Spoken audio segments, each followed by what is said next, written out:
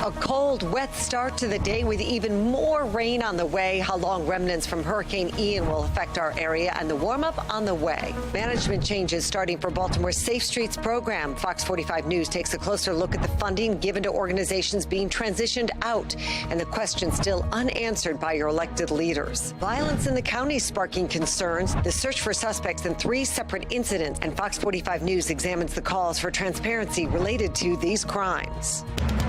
Live from WBFF in Baltimore, this is Fox 45 News at 4.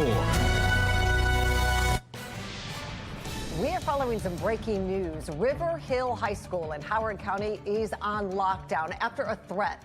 Howard County police say officers are at the school, and there's no evidence of any actual danger at this point. Now, officers have been searching the high school since 2 p.m. when they received a phone call of a threat of a student with a gun and a bomb. Now, some students did begin to leave the school around 3:30. Stay with Fox 45 for more information as it comes into our newsroom. And taking a live look around the region right now as the dreary weather from the remnants of Ian are still with us. On the top left, you can see the Inner Harbor, barely, and that's Towson on the top right. On the bottom left is a live look from the Northeast River. That's in Cecil County. And that's Ocean City on the bottom right. Now, the Eastern Shore is seeing flooding from this prolonged storm. We'll have a live report from Delmarva coming up in about 30 minutes. Good afternoon. I'm Kai Jackson. I'm Mary Bubala. Thanks for joining us. Let's check in with Chief Meteorologist Jonathan Myers. Jonathan, when does this rain move out? I think we all need to know this answer. It feels like never, right, guys? But finally, I think tomorrow things begin to dry and the sun comes back on Thursday. But for now, it is rainy. It's been blustery. You saw there Ocean City on the boardwalk, some sand. That's actually been driven not only by wind, but also by water overwashing the boardwalk. Still, coastal flood advisory in effect for some at least shallow flooding up to about a foot above ground level. That's the Ocean City high tide happening at 4:22 p.m. And a little bit worse as you go to the north up around Lewis Beach. Bethany Beach could have some minor to moderate flooding and still some roads impacted there for the 4:42 p.m. high tide this afternoon into this evening. We're still mainly just seeing rain, Edgewood to Bel Air, Towson, even some lightning strikes reported with some of this stuff that goes all the way back onto the Eastern Shore. Doing some grilling tonight, may want to take it on the George Foreman grill inside. Temperatures in the 40s to around 50 degrees, occasional rain. I'm going to let you know how long it lasts, and if when the sun comes back, temperatures finally warm up. That's in my Weather Authority forecast. Well, taking a live look from Lee County, Florida, where the sheriff now confirms at least 55 people died after Hurricane Ian slammed into the coast. 9 are still unidentified. These are not numbers. This is family members. People didn't just lose their homes. We can rebuild a home. We can get another boat. But when you lose a loved one, there's just no words that can describe how we feel for that family. Lee County was one of the hardest hit last week. The sheriff's office has made well over 800 rescues. Now, here's what we know about the toll of the storm. Authorities say at least 106 people died, 102 of them in Florida. 300,000 people don't have power. 3,000 nursing home residents from 25 centers can't return home. And 7 school districts are closed. President Biden is in Puerto Rico surveying the damage from Hurricane Fiona. He'll be in Florida tomorrow. There's been violence around Baltimore County in recent days, from Catonsville to Owings Mills to Perry Hall, all in Baltimore County. Fox 45's Amy Simpson joins us live right now as some question if enough information is being shared with the public when violent crime does happen. Amy? Yes, Kai, at least 3 people shot, 2 of them teenagers, and a 4th man is dead, all in less than 48 hours. And tonight, Baltimore County Police are asking for the public's help finding the people responsible.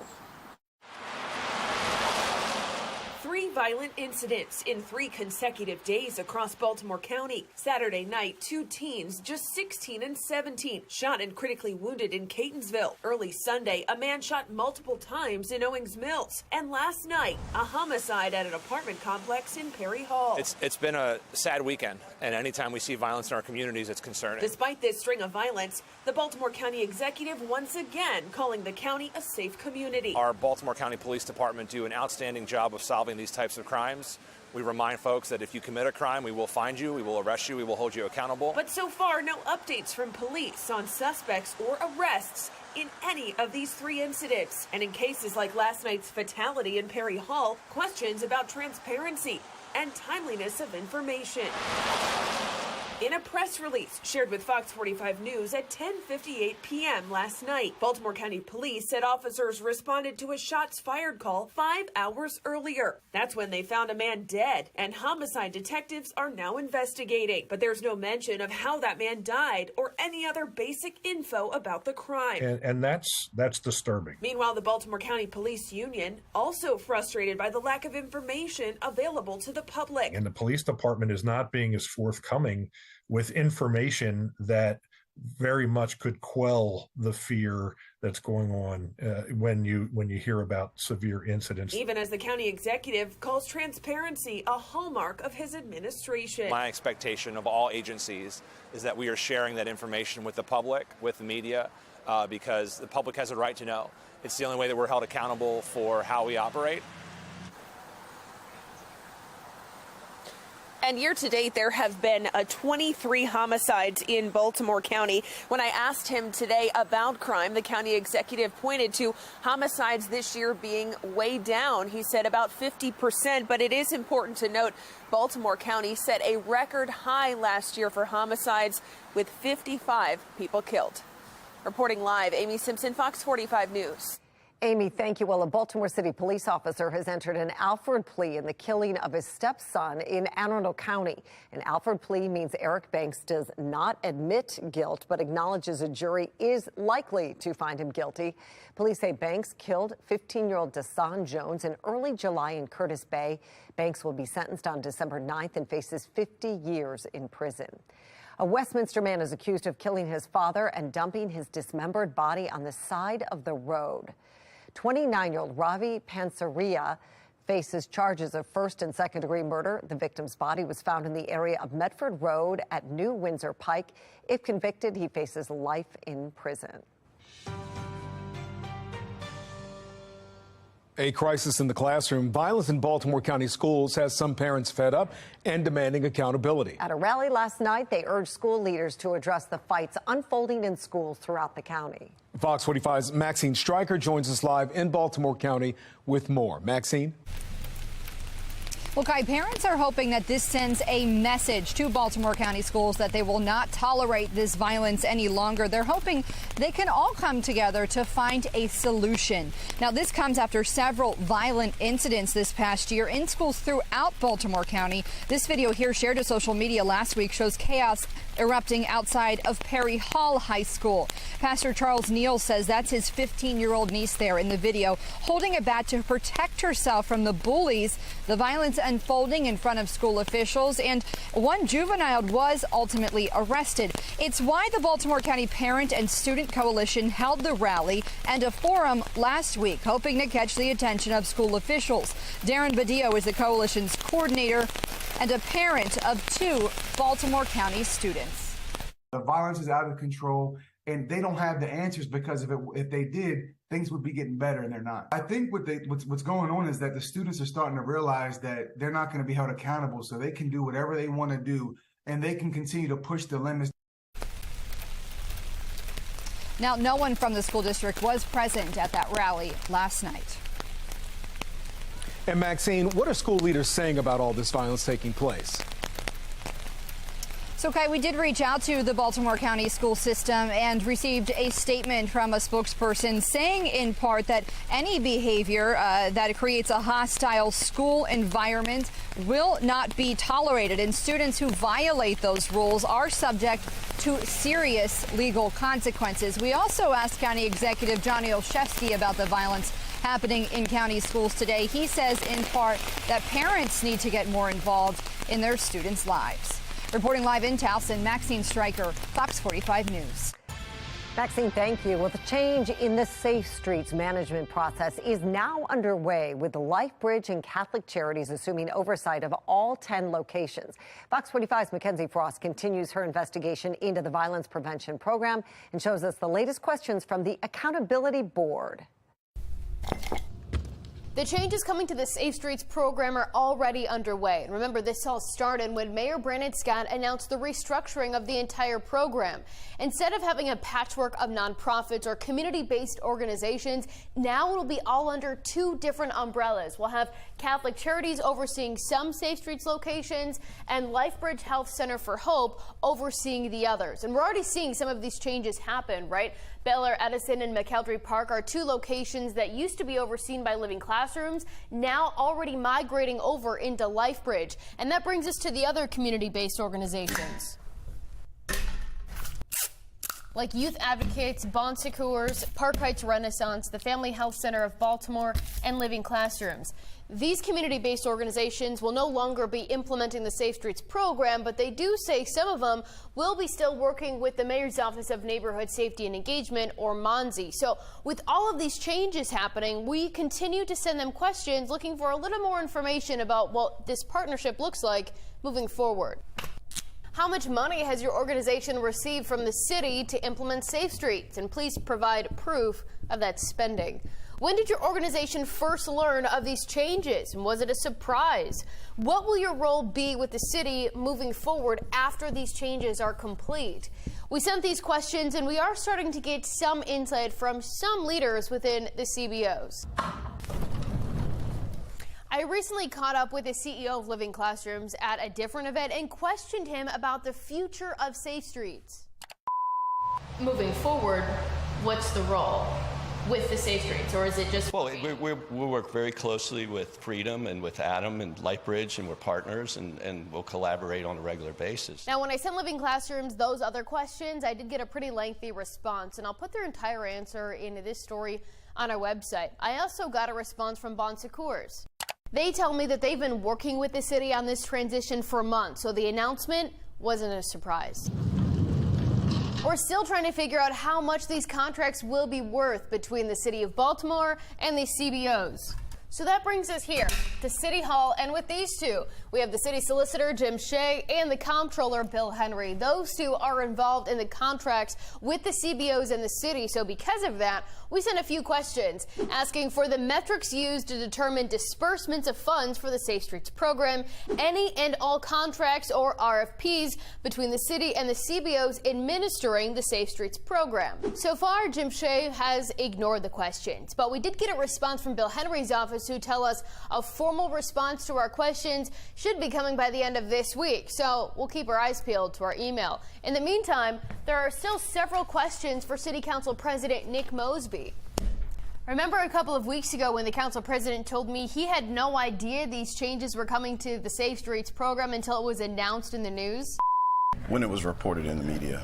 So my team nor myself was provided any prior briefing on the restructuring of Safe Streets and this the new approach from the mayor. Is that problematic to you? Extremely problematic. The mayor's office told me that someone was working on scheduling a meeting between someone in the Scott administration and the council president's office to talk about the changes coming to Safe Streets. So because of that, I sent Nick Mosby's office a few more questions. Have you met with anyone from Mayor Scott's office? Do you have faith in the Safe Streets program? Should City Council bring MONSE in for a hearing to get some answers about the Safe Streets program? So far, Council President Nick Mosby has ignored those questions. And that leads us to where we are now. So we know that these changes are happening, right, to the Safe Streets program and then this new management. Let's take a look at some of the screenshots from these websites. So this is a screenshot of LifeBridge's website from Monday, and this is Living Classrooms from Monday. You can see Living Classrooms no longer has any mention of the Safe Streets program, but the new locations that LifeBridge will be overseeing aren't updated on their site just yet. As these changes continue to happen with the Safe Streets program, we will continue to demand answers to make sure that we know exactly how your tax dollars are being spent, and these oversight processes are in place to ensure that this program is actually working. But as always, we need your help. Send me any tips about the Safe Streets program you think I need to look into at safestreetstips@gmail.com. And as these changes continue to happen, we'll keep digging to make sure you are informed about this program. At the Accountability Desk, Mackenzie Frost, Fox 45 News. Well, taking a live look at Ocean City right now, the boardwalk very quiet there. The remnants of Hurricane Ian are causing erosion and flooding along the eastern shore. We'll have a live report in about 20 minutes. There could be a cool down coming in the job market. We'll tell you what the data shows and doesn't show.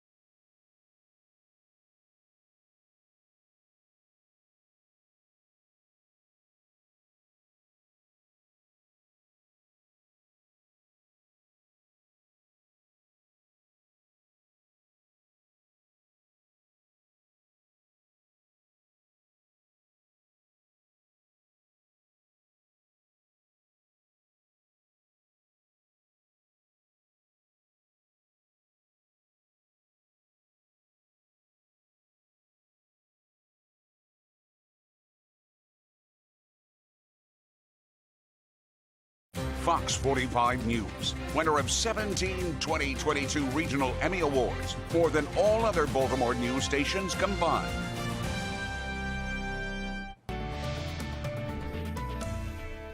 There are some positives in the job market right now, but even that is starting to show some signs of a cool down in some sectors. National correspondent Kayla Gaskins reports. First, the job market remains in a good place by many measures. Unemployment is low and hiring is strong, but more and more companies in certain sectors of the economy, like retail and tech, are announcing hiring freezes and layoffs. Facebook and Instagram parent company Meta reportedly implementing the first hiring freeze in company history. Staff slashing continues at buy now, pay later company Klarna. The pandemic led to the digitalization of everything, and everyone was looking for online shopping, online learning, online exercise, and online work. So companies received a huge boost. This boost turning into a bust. According to layoffs.fyi, tech startups have laid off more than 82,000 employees so far this year. The retail sector also downsizing. Walmart and Amazon cutting back as fears of recession loom. Some employers reporting less difficulty filling open positions. Demands of sky-high salaries also lessening by some accounts. Employees' confidence in finding a job tumbled over the summer, but did pick up slightly in September. ZipRecruiter chief economist Julia Pollack puts the numbers into perspective. On average, before the pandemic, about 1.9 million people were laid off each month. Now that number is 1.4 million, right? So this is an almost record low level of layoffs each month. Yes, there are layoffs taking place in tech companies that have household names we all know, and so they do have an outsized effect on perceptions. Many industries still desperate for labor. In San Francisco, fast food workers successfully negotiated a $5 per hour raise, according to Patch.com. There is sign upon sign upon sign that this is still the tightest labor market ever and the best job seekers market of all time. The Labor Department is set to release its latest job openings report on Tuesday, providing more insight into the strength of American employment numbers and the economy as a whole ahead of November's midterm elections. I'm Kayla Gaskins reporting. And Jonathan is back as we continue to deal with this dreary weather. Yeah. It's hard to put a positive spin on this. I mean, it is just... The positive spin really comes the end of this week when we have 70s and sun. But till then, just, you know, it's a lot of rain. It is. It is. Here we go. Get those, the UV lamps out, I guess. You can see the occasional rain all the way from Galena back to Chestertown, Betterton, Towson here in Baltimore. Actually coming down pretty good on the east side of the city, back to Dundalk and Essex, Perry Hall. Some of these reds and yellows denoting some heavy rain. Bel Air, and then as you work your way north into southern Pennsylvania, some heavy patches of rain. But that's kind of the only game in town for now.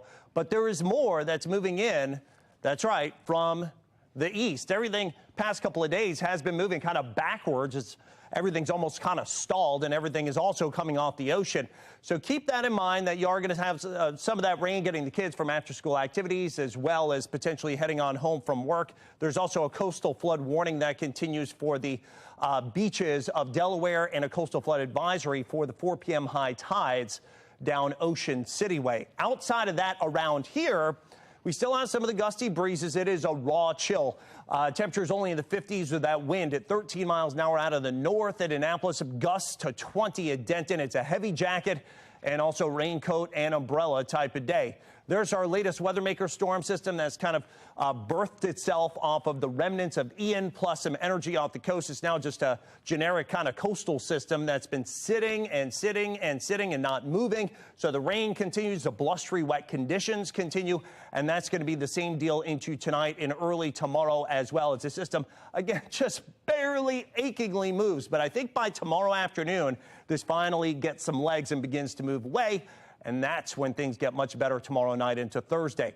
Toyota Ishida Harbor Skycam, we did not make it the coolest October 4th on record. 55, beat it out by 1 degree. We actually had 55 for a high yesterday, so very similar. Winds out of the northwest at 6 miles. Now we're making it feel more like the mid and upper 40s in places like Chestertown, all the way up to Bel Air. So make sure you got, again, those heavy jackets ready. In the tropics, high chance of development now that's going to be pushing over the Windward Islands next several days.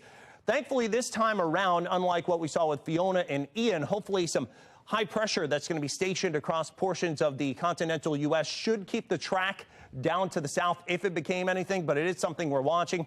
And another high chance of development that should just be out in the open eastern Atlantic. Future scan overnight into early tomorrow morning. Occasional rain continues. Now, I think tomorrow morning, there still could be some showers, but by tomorrow afternoon, you'll notice that things begin to kind of dry out slowly. Not a whole lot of sun tomorrow, but I think the sun does come back for Thursday. 74 there, 75 Friday. Cool down for the weekend into the Ravens game, but sun and 65, not looking too bad. Jonathan, thank you. Well, Governor Larry Hogan and the presumptive new city state's attorney meet to discuss the future of Baltimore, why this could signal change for the prosecution in the city. Many of us fill up at the pump and never think about gas outside of the price. I'm Angela Brown in Washington, D.C. Why farmers are now concerned that what happens at the pump could sink their sales, and it's not tied to inflation.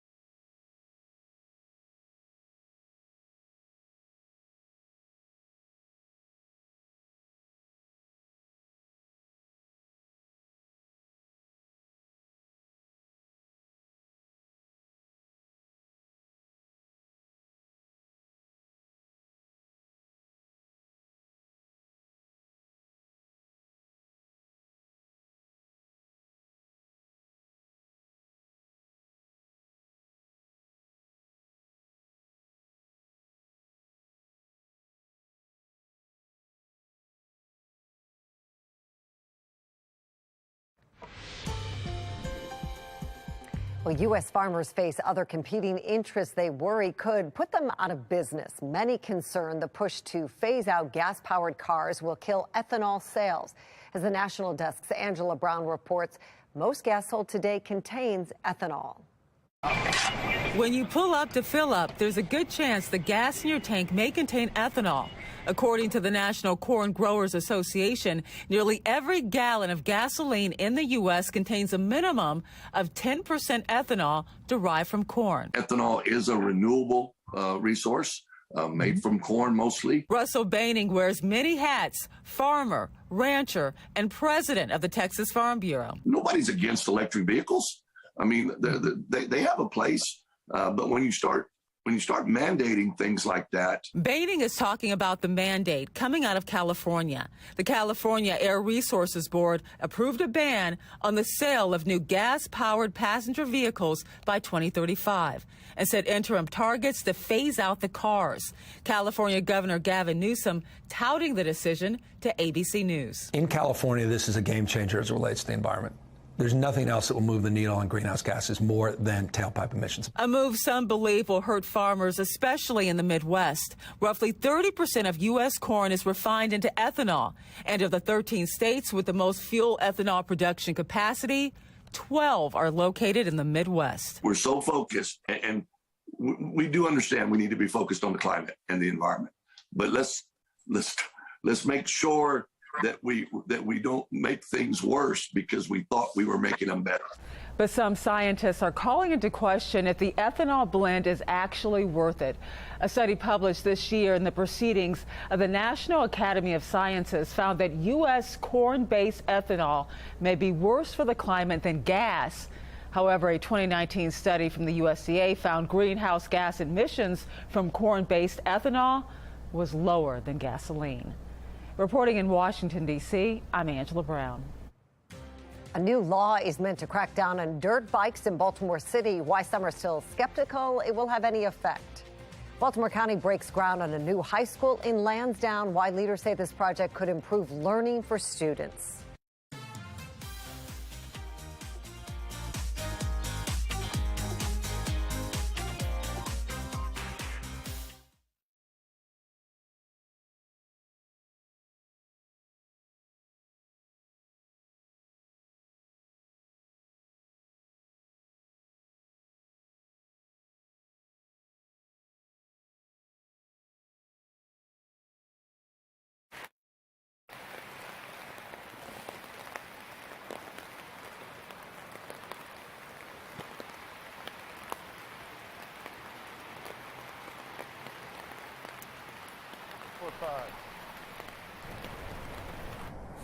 All right, do you have the VOSOT we fed in, the tracked VOSOT, the mini package?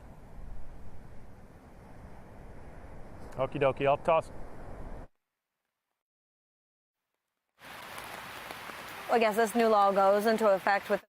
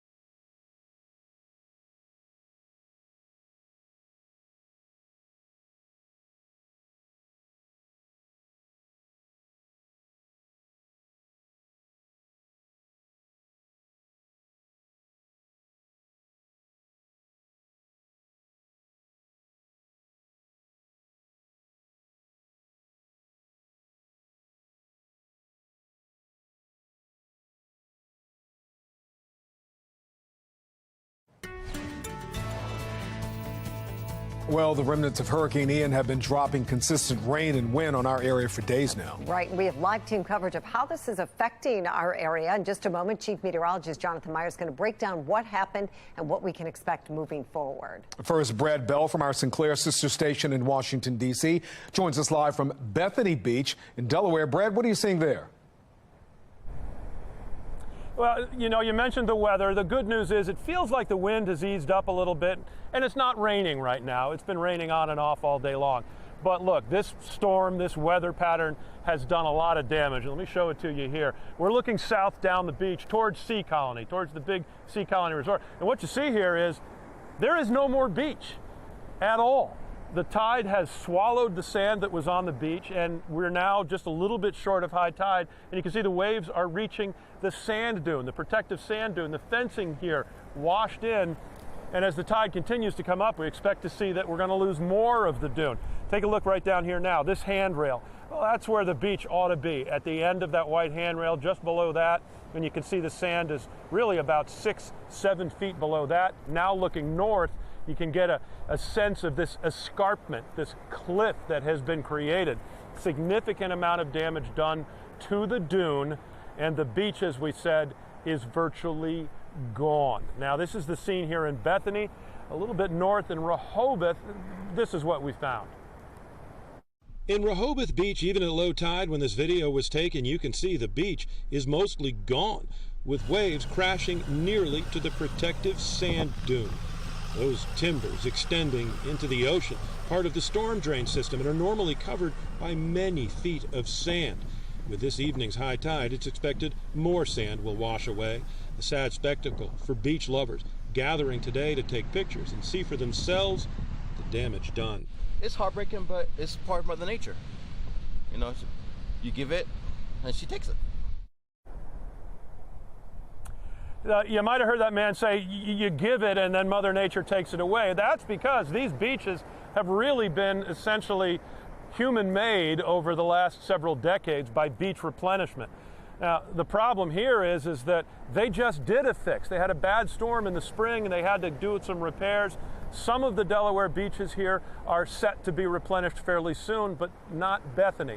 We've reached out to town officials. We still don't have any real answers on that. Good news, we're hearing from Ocean City, some beach erosion, no damage to the dune like we're seeing here. Now, the dune is doing its job, for the most part, protecting the town, but the tide has gotten so high, there is also some flooding within the town of Bethany Beach, and we're going to be back with you at about 5:30, and we'll show you that part of the story down here in Bethany. In Bethany Beach, I'm Brad Bell. We're going to go now to Chief Meteorologist Jonathan Myers.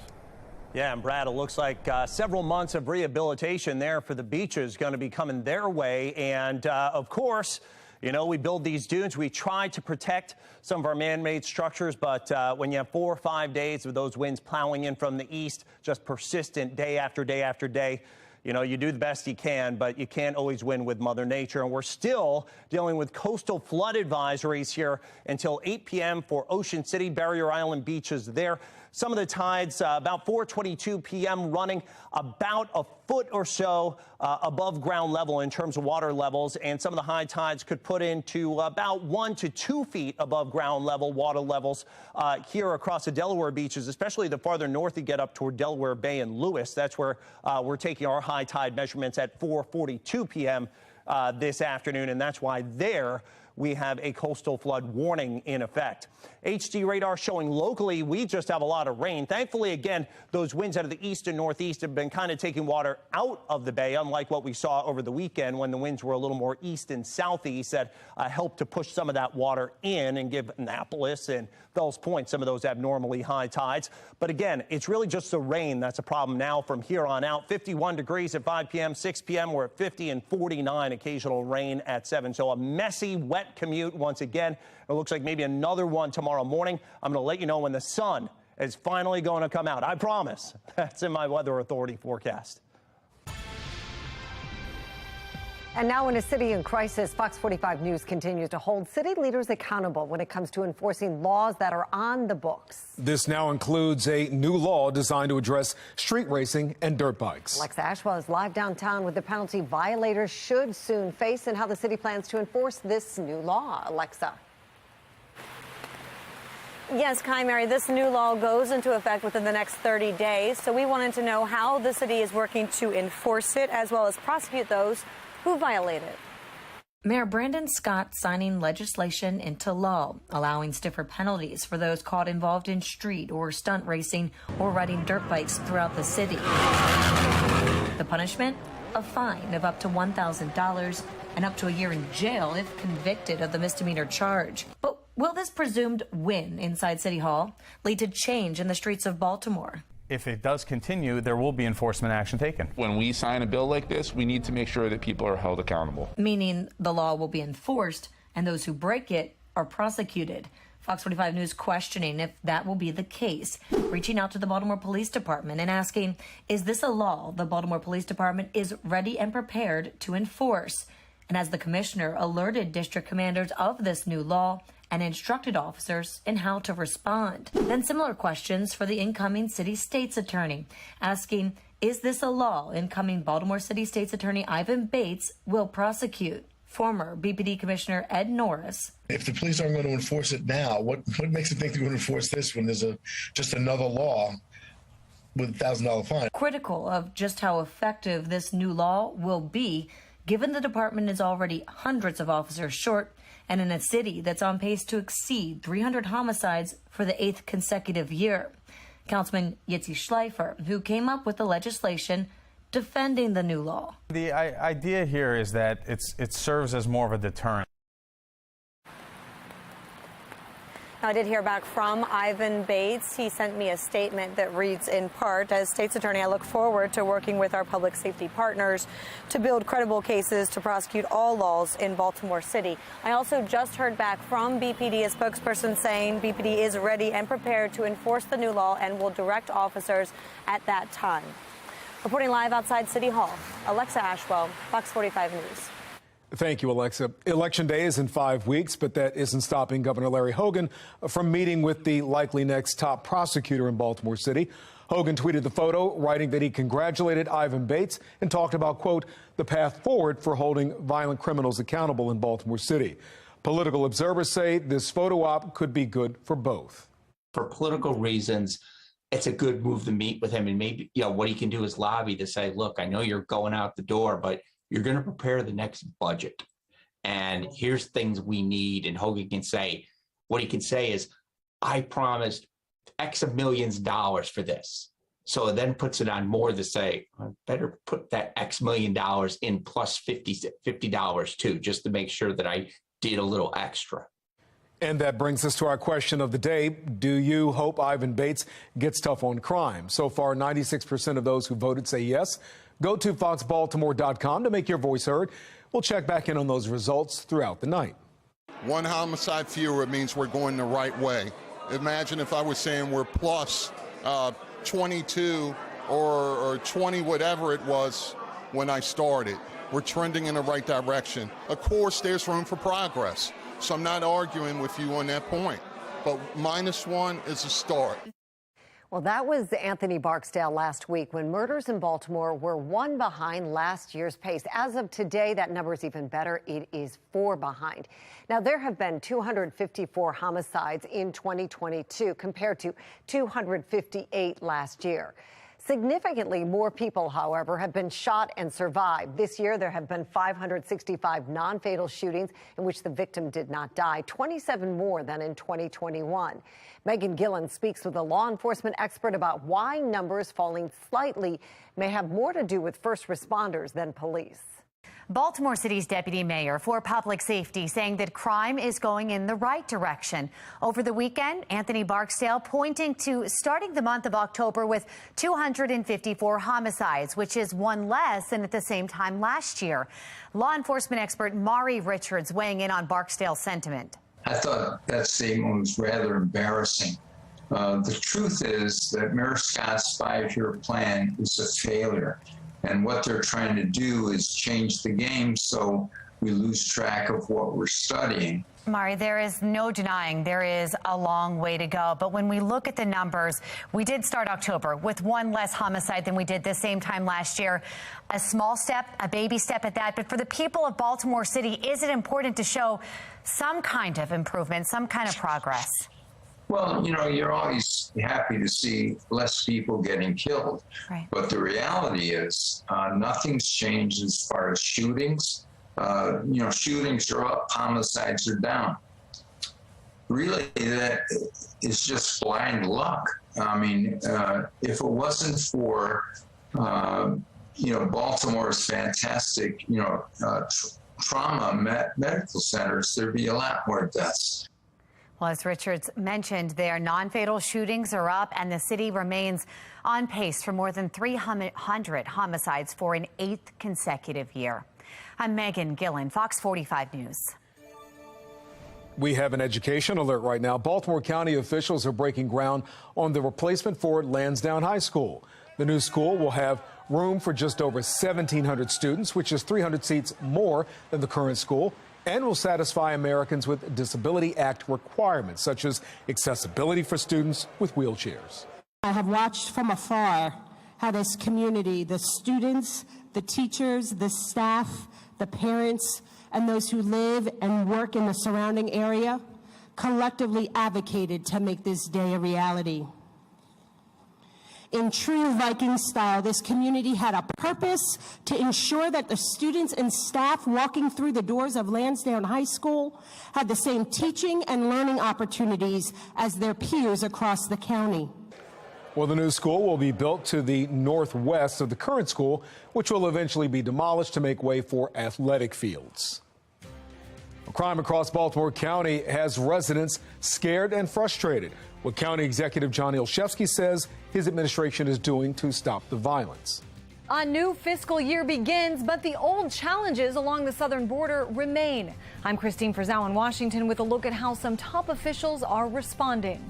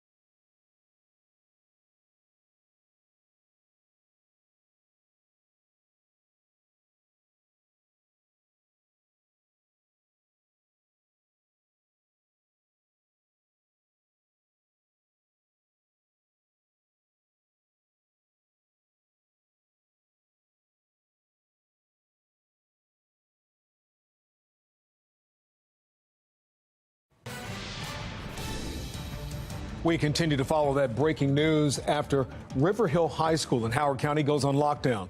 This is a live look right now as we heard from a spokesperson for Howard County Schools who says police are going classroom by classroom, clearing each room, then dismissing those students.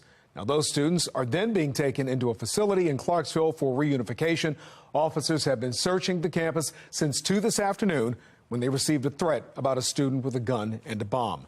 Stay with Fox 45 with more information as it comes into our newsroom. For the first time, U.S. Customs and Border Protection encountered more than 2 million migrants at the southern border. National correspondent Christine Frizzell reports the numbers are overwhelming those charged with keeping the peace. The reality on the ground continues to confound local leaders. Del Rio, Texas Sector Border Chief Jason Owens tweeting out these photos from last week. Other border chiefs tweeting updates like this from the weekend. More than 1,400 migrants apprehended, plus major criminal arrests and drug seizures. The reality is business has never been as good for the cartels as it is right now under this administration's open border policies. Critics of the Biden administration's border policy continuing to sound alarm bells about the implications. If you can't successfully control and track who's coming into your country, then that's an enormous vulnerability, an enormous national security vulnerability. Border officials now telling Fox News they believe there were nearly 600,000 gotaways in the fiscal year which just ended. Compare that to less than 390,000 the year before and 60,000 in 2020. For those who come forward and ask for asylum, Republican governors like Greg Abbott and Ron DeSantis have come under fire for transporting them to cities like Washington, D.C. and New York City, where resources are running low. The far right is doing the wrong thing. The far left is doing nothing. I mean, the silence, I don't believe the silence that I'm hearing. Small cities have struggled as well. This was the scene in El Paso last month. The Democratic mayor there also sending many on buses, but insisting he's giving officials on the other side a heads up. We talk to them and we say, where do you want to go? What's your destination? And then we will take them and help them get to their destination. Looming over the question of the best way to respond is, of course, politics. A new Reuters Ipsos poll found 45% of Americans believe transporting migrants across state lines is illegal human trafficking. But also 49% of Americans believe Democrats complaining about those migrants being sent to their cities or states are hypocrites. In Washington, I'm Christine Frizzell. Well, that Ian moisture continues to plague us during this afternoon's commute. This morning's commute was a mess. Yesterday's commute's a mess. Guess what? Here in Baltimore, back to Woodlawn, Randallstown, Owings Mills, Ellicott City. Rain coming down. Looks a little better south of Baltimore. Now, north of Baltimore, especially as you get up there towards Cecil County, Bel Air, portions of Hartford County. Boy, there's some good rain coming down there.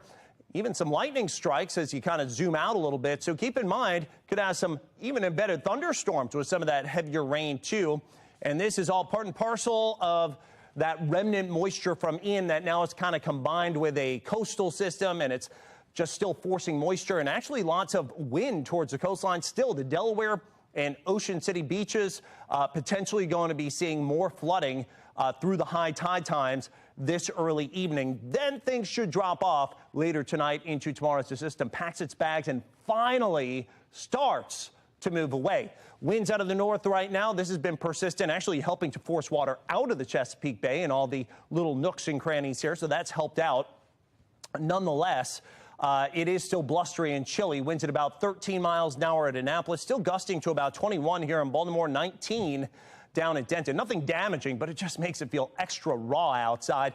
The rain, the breezy conditions continuing as that pesky storm system still sits off the coast. So blustery and wet weather will stay not only for the remainder of the afternoon, but into tonight and early tomorrow. Finally, by tomorrow afternoon, that system is going to begin to move east. And then Thursday, a much finer looking day. Right now, the rain, a little bit of fog on the Mile 1 Townsend winds out of the north-northwest at 9 miles an hour. There are those foggy conditions. Nothing to really impact travel, but as you look at the horizons, kind of having reduced visibility, look at you at Annapolis, only 4 miles right now. Now, down in the tropics, we're loading up again, a 70% chance of development. That's going to go actually not too far from where Ian went.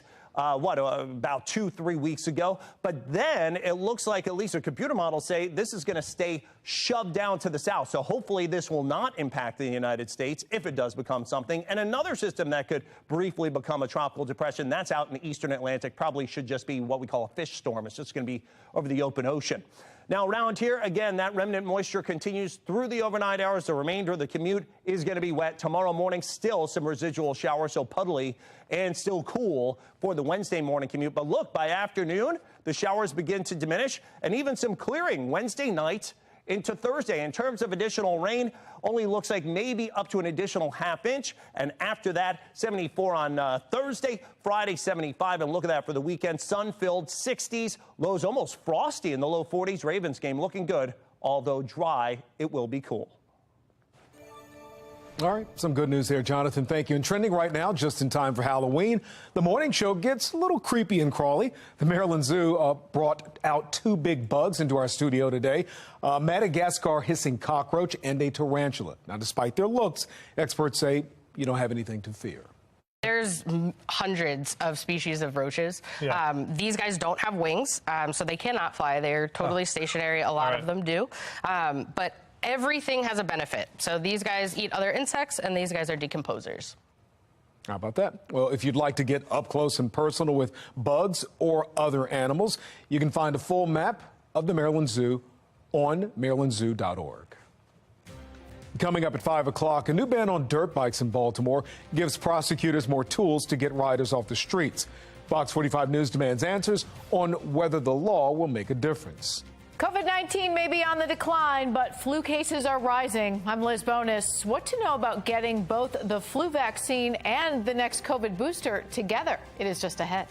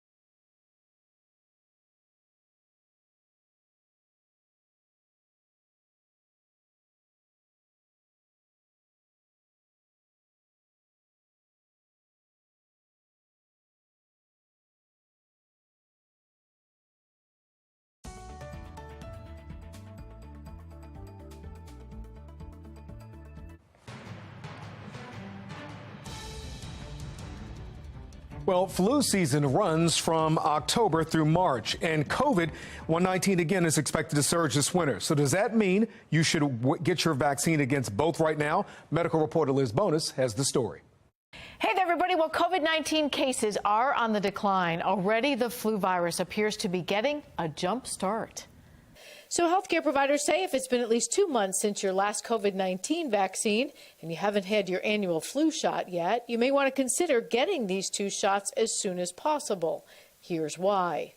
COVID-19 variants are likely causing milder illness right now because we have immunity to this virus. But infectious disease specialist Dr. Stephen Blatt of Ohio's Tri-Health says when it comes to the flu, that people don't have any partial immunity to flu because we haven't had any flu for 2 or 3 years because people have been masking and isolating.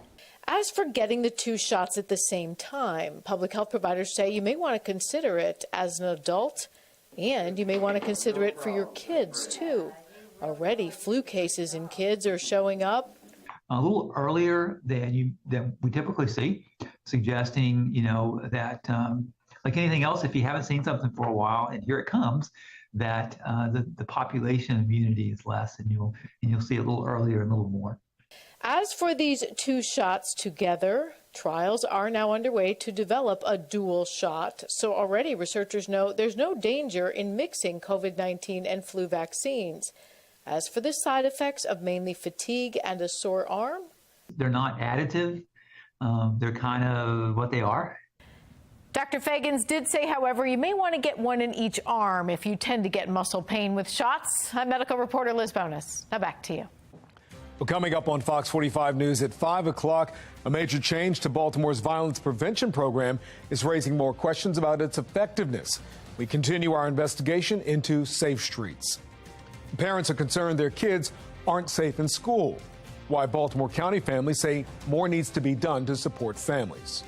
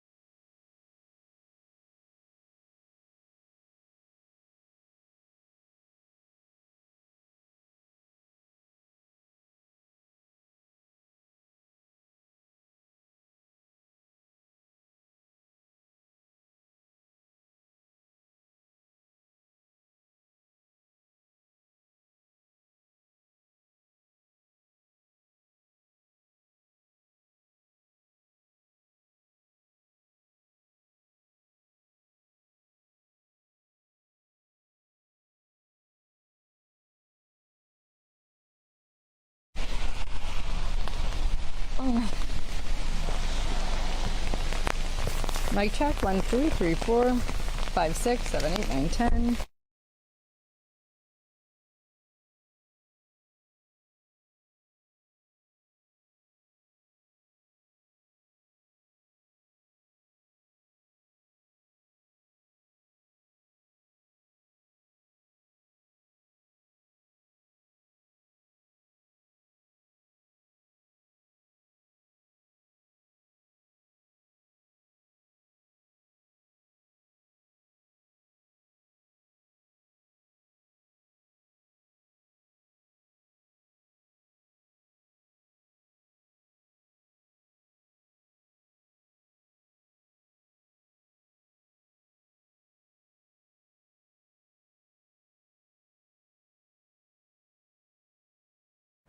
Good evening. I'm Kai Jackson. I'm Mary Bubala. First at 5, a major change to the city's Safe Streets program. We continue our investigation into its effectiveness and where the money is going.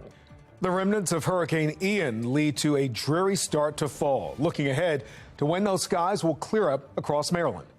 Baltimore County parents unsure if their kids are safe in class. The calls for the district to do more in stopping fights at school. Live from WBFF in Baltimore, this is Fox 45 News at 5.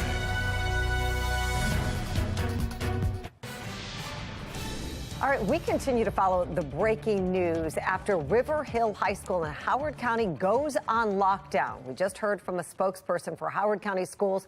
They say police are going classroom by classroom, clearing each room at this point and dismissing those students. Now, those students are then being taken to a facility in Clarksville for reunification with their parents. And those officers have been searching the campus since 2 this afternoon when they received a threat about a student with a gun and a bomb. Stay with Fox 45 for more information as it comes into our newsroom.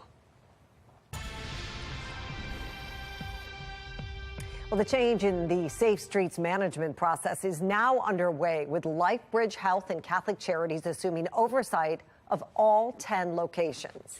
Fox 45's Mackenzie Frost continues her investigation into the violence reduction program and shows us her latest questions from the Accountability Board.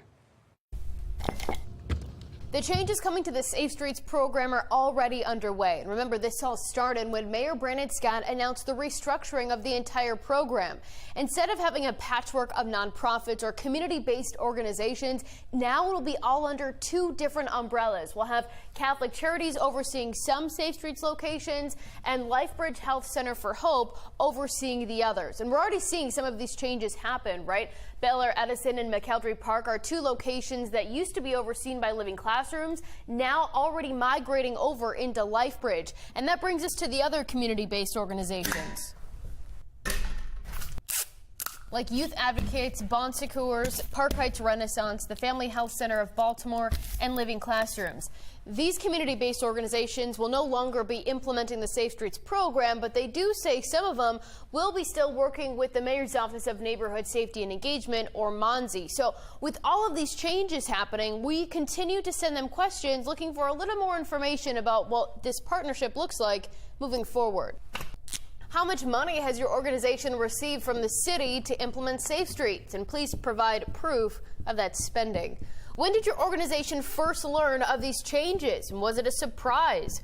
What will your role be with the city moving forward after these changes are complete? We sent these questions, and we are starting to get some insight from some leaders within the CBOs.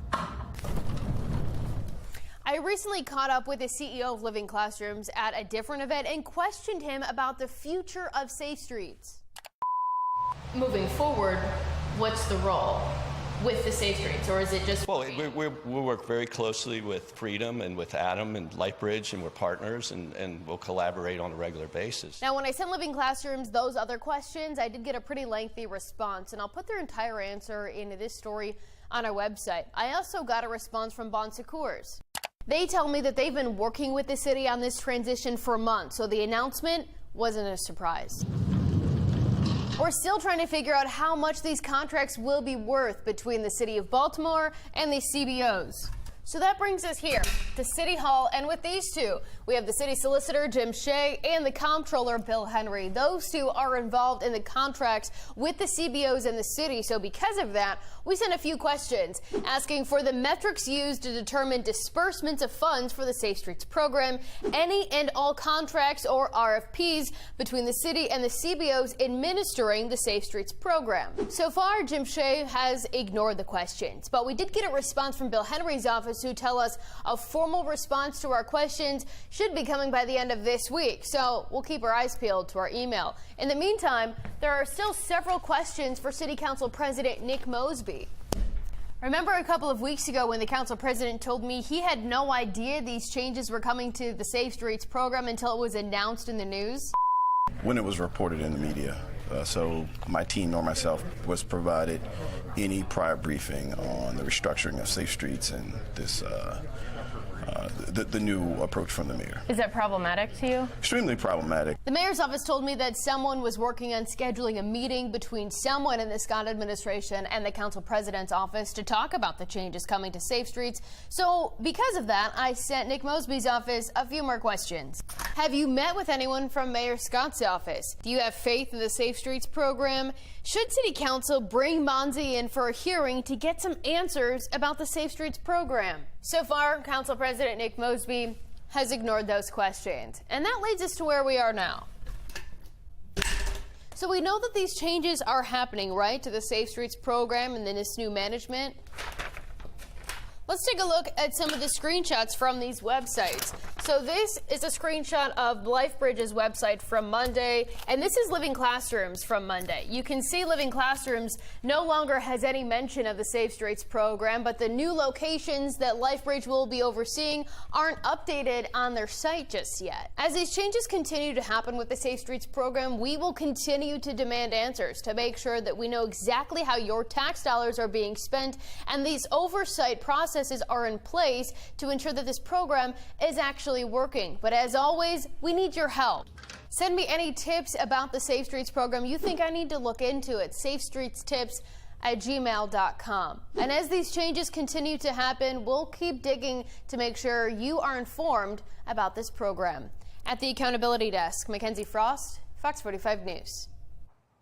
Well, Election Day is in 5 weeks, but that is not stopping Governor Larry Hogan from meeting with the likely next top prosecutor in Baltimore City. Hogan tweeting the photo from the meeting they had today. The governor congratulating Ivan Bates and saying he hopes Bates is committed to the path forward for holding violent criminals accountable in Baltimore City.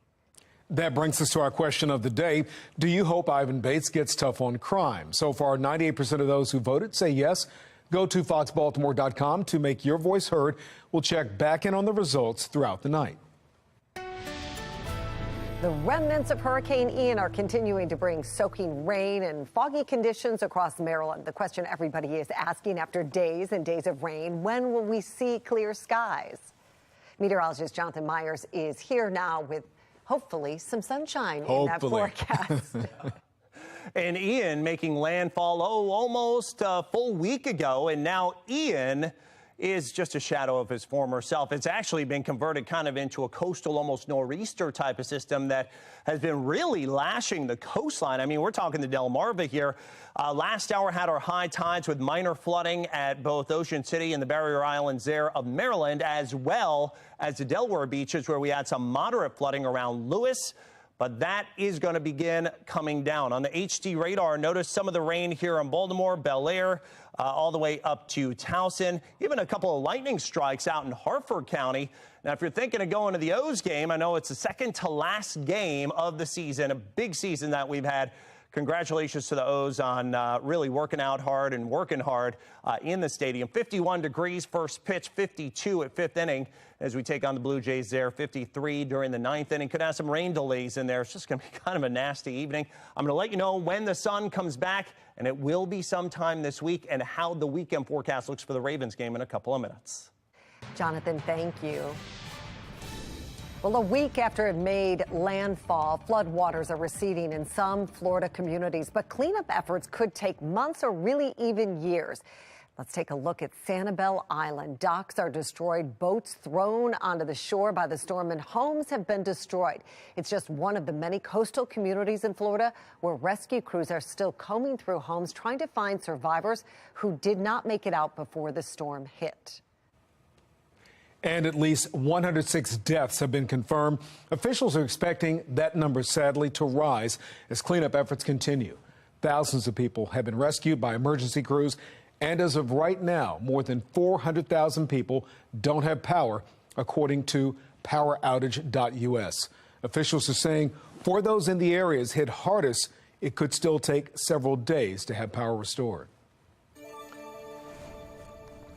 Counties under pressure. Violence is stretching past the Baltimore Beltway in recent days. There have been a number of shootings across Baltimore County, from Catonsville to Owings Mills to Perry Hall. Fox 45's Amy Simpson joins us live as some questioned if enough information is being shared with the public when violent crime happens. Amy? Yes, Kai, 3 violent incidents in 3 days, actually in less than 48 hours, believe it or not, all across Baltimore County. It started Saturday night. 2 teens, just 16 and 17 years old, were shot and critically hurt in Catonsville. And then a few hours later, early Sunday morning, a man was shot multiple times in Owings Mills. And then last night, a homicide at an apartment complex in Perry Hall. Year to date, there have been 23 homicides in Baltimore County. Today, when I asked about crime, the county executive pointed to homicides being down in the county this year by 50%. But it is important to note that Baltimore County set a record high for homicides last year when 55 people were killed. It's been a sad weekend, and anytime we see violence in our communities, it's concerning. Our Baltimore County Police Department do an outstanding job of solving these types of crimes. We remind folks that if you commit a crime, we will find you, we will arrest you, we will hold you accountable. And Amy, what can you tell us about the investigations into finding the people responsible for this recent violence?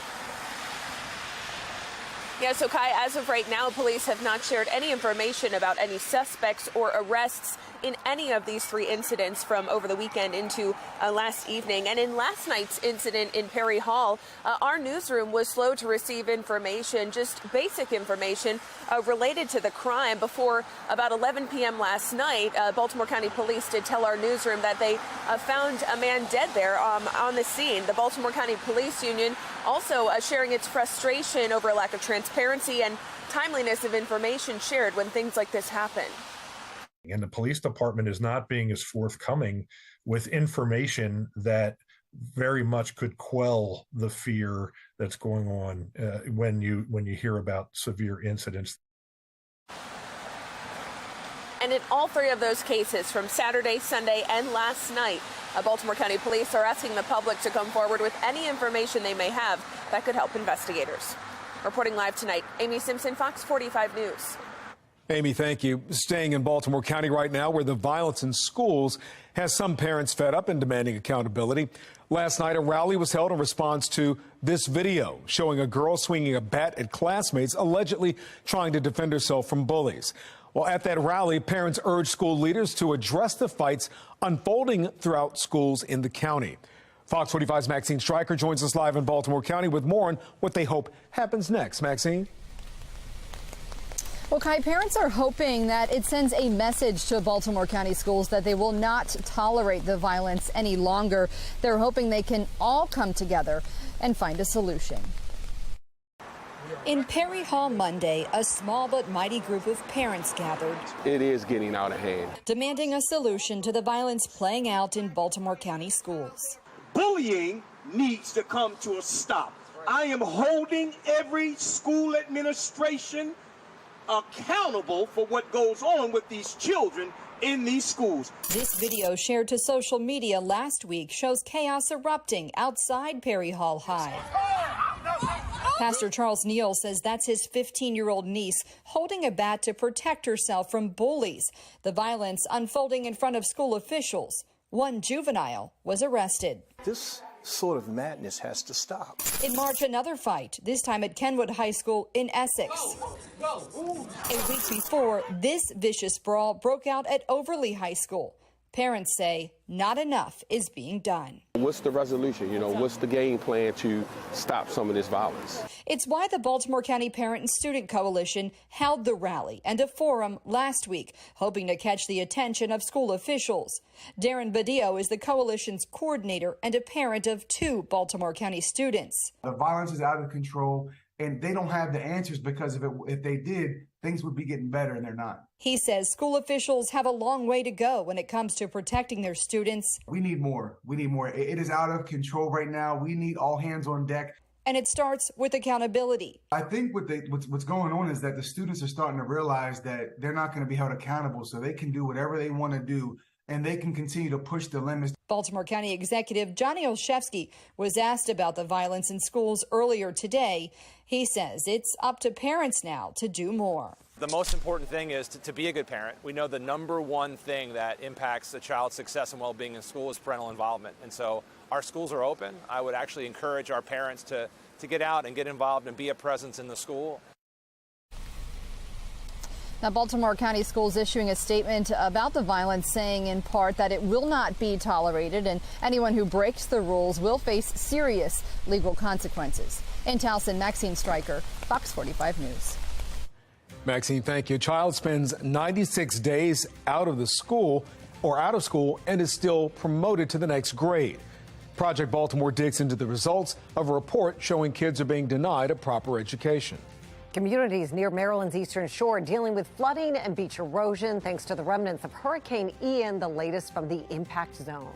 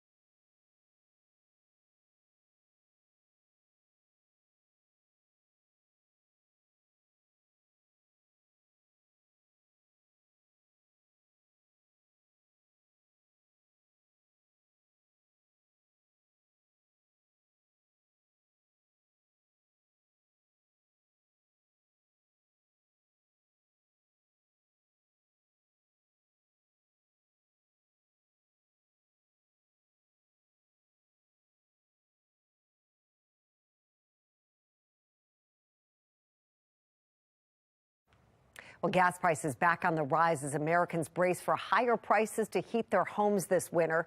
Kayla Gaskins takes a look at how the U.S. supply of oil and gas could be costing you more. Filling up your gas tank is getting more expensive again. I don't get paid until Friday, and unfortunately, I don't have any money to be able to afford these high prices. Nationwide, gasoline up 7 cents since last week, but out west, prices are skyrocketing. In just a week, up 53 cents in California, 38 cents in Nevada, and 30 cents in Oregon and Washington. This supply and demand imbalance has remained. We're concerned that this price environment is detrimental to America's energy security. President Biden running out of possible solutions to lower prices as OPEC is expected to announce a record cut in production this week after the president asked Saudi Arabia in July to boost its output. I got some criticism for releasing 1 million barrels of oil a day from a strategic petroleum reserve. And then along came the industry saying they'd produce another 1 million barrels a day by the spring. But the petroleum reserve is at its lowest point in almost 4 decades, and U.S. production is not ramping up quickly enough to affect prices. The best way to address this is to increase supply. And the best way to do that is to create an environment, an investment environment in which production is incentivized. Americans also expected to face a home heating spike this winter, with residential natural gas prices already up 25% since last year. Despite the higher prices, the Biden administration reportedly committing to send more natural gas to Europe in the wake of Russia's invasion of Ukraine. When it comes to standing up against authoritarianism, standing up against Putin's attack on Ukraine, we are all in this together. An idea that may be a harder sell if Americans are paying more to heat their homes this winter. I'm Kayla Gaskins reporting. With the death toll still rising, Ian is already one of the deadliest hurricanes in our country's history. With 105 confirmed deaths as of this evening, it is the 25th most deadly hurricane in the U.S. It places the storm right before 1972's Hurricane Agnes. 125 people died as Agnes caused destruction across several states on the East Coast. Ian's placement could unfortunately change as officials continue to adjust that death toll. And this is a live look right now at the Inner Harbor here in Baltimore of what's left of Ian as it starts to finally wrap up. It's been raining for days. It feels like a month. It really does. Chief Meteorologist Jonathan Myers is looking for the clear skies. It actually looked a little clearer in that Inner Harbor No, don't get your hopes camera. up yet. But, things will be getting better. Interestingly, with Agnes, another parallel of, we have old timers around here. Back in the 70s, you may remember, Agnes actually stalled out of the United States northeastern in New York, Pennsylvania, and even Maryland, and provided for expansive flooding. Actually, kind of the same sort of situation that we're seeing with Ian. Thankfully, it hasn't been quite that intensity of rain. We did see the stall, but we also had a very dry September, so that has helped things out. But kind of interesting to see some of those parallels in terms of the death toll as well as the eventual remnant impact here locally. Now, you see here coastal flood advisories continue through 8 p.m. this evening along Ocean City and the Maryland coastline, as well as portions of the Delaware coastline. Actually, a coastal flood warning here. We've already seen our high tides. Those are beginning to now continue to drop off. Occasional rain here in Baltimore all the way back to Eldersburg, Westminster, Bel Air. Actually had some lightning around your neck of the woods. That's now just kind of tapered off to lighter showers, but some heavier rain off to your north and west, and then some more patchy heavy rain right around Kent Island as well. We'll put it in motion, and you see again these bands of showers continuing to push in around that remnant moisture from Ian, now kind of turning into a kind of coastal system that's been basically stalled out off to our east, and it's still producing those kind of gusty, blustery, cool breezes out of the north, and we're gusting at times up to about 20, 25 miles an hour. There is what's left of Ian, and now, in fact, kind of more of a nor'easter, and so again, just continuing to push in this ugly weather for tonight on into tomorrow. But notice it does start moving east, and I think by tomorrow afternoon, rain taper, sunshine warmer temperatures back by Thursday. Right now, 52. We did make it briefly to 55, so it was not the coolest October 4th on record, but nonetheless, pretty close. 54 is what we did not want to get above to keep it the coldest day in the record books. And again, we did make it just a bit above that. Winds out of the northwest at 10 miles an hour. Visibilities, we've even had some patchy fog, only 6 miles now at Annapolis.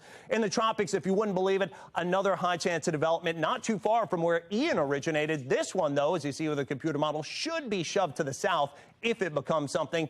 And there is a high chance of development that continues to look like it potentially could become something here out in the eastern Atlantic, but should not impact us or any landmass at this point.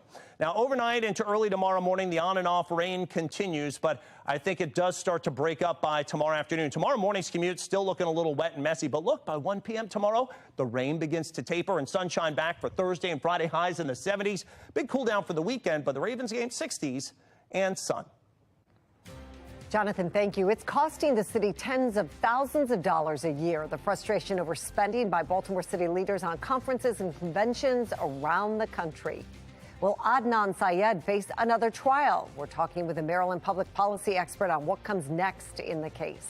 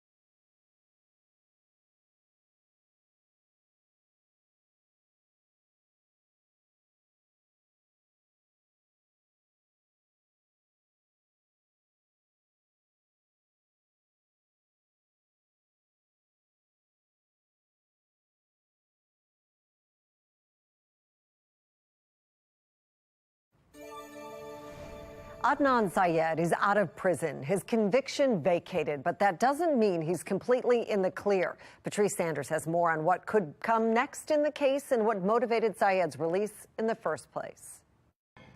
Prosecutors have about 15 days left to decide if they will retry Adnan Syed. Meanwhile, the family of Hae-Min Lee is filing an appeal over the decision to vacate his murder conviction. The victim's brother says the family's right to meaningfully participate in the hearing that secured his release was violated. Sean Kennedy with the Public Policy Institute says the move by the state's attorney's office was not about justice, but politics. It's a little strange that this was done 2 months after she was defeated, when she had 8 years to look into this case, and nothing was brought forward by her. There's actually not a single press release mentioning Adnan Syed, Hae-Min Lee, anything about this case on the SAO's website whatsoever. If you do a Google alert search, she doesn't weigh in on this at all as the ruminate as the process goes forward. 2016 and 2015, she had all the opportunity in the world to put forward a statement or express some interest in the case. She did none of that. And then suddenly, when there's some political expedience in terms of her trial, which she is herself putting forward as a popularity contest, that she's somehow been tainted by the media, she's putting forward something that's extremely popular. It's popular, but it's not right what she's doing, and she knows that. She knows that if she can get the people on their side or the media on her side, she has an opportunity to at least mix it up in the jury pool. Mosby's office maintains that the reason for Syed's release is that prosecutors kept information about alternative suspects from defense attorneys, and that deserves to be looked at. Patrice Sanders, Fox 45 News. Breaking right now, police have cleared River Hill High School. The Howard County Police Twitter account announcing no danger was detected after officers swept the school. The school went into lockdown this afternoon after it received a threat of a student with a gun and a bomb. Detectives believe the threat of an armed student was a hoax. They are now investigating that source. A mother's intuition proven right by a state investigation. Project Baltimore looks into a report citing multiple violations when it comes to providing an education for all students. And crews are still combing through the wreckage that used to be homes, the latest on the search for survivors after Hurricane Ian. And they're hoping a new law will stop dangerous driving, but how are they going to enforce it? Pressing city leaders on Baltimore's new anti-dirt bike law.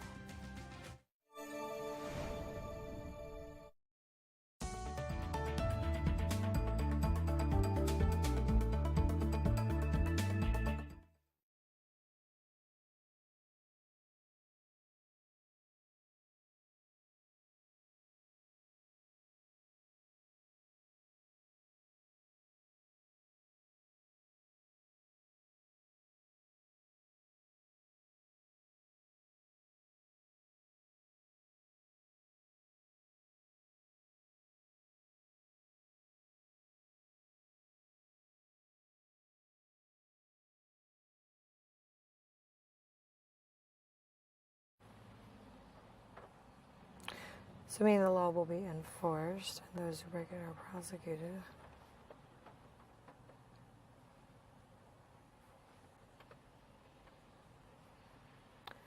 Yeah, so we're doing all the weather hits ahead of us again. Hello, hello, hello. Oh, no, okay, I'll get that now. Okay.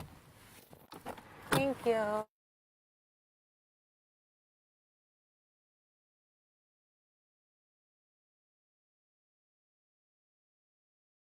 Yeah, I hear you.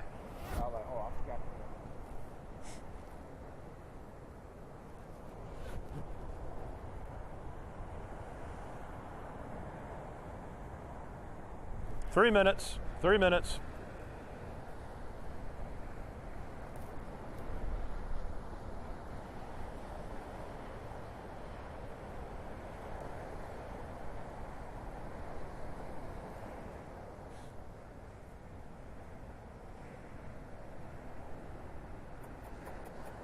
We'll go the other place for 6 anyway.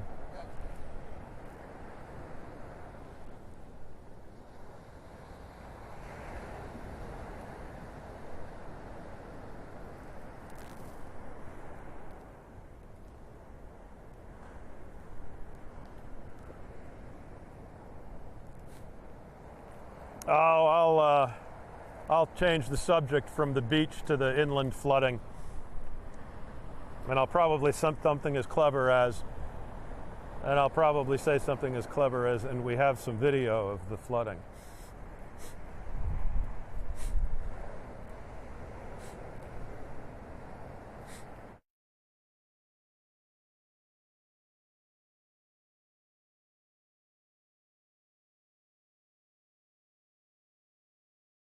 Project Baltimore is sponsored by the Snyder Law Group. Call 410 the Firm.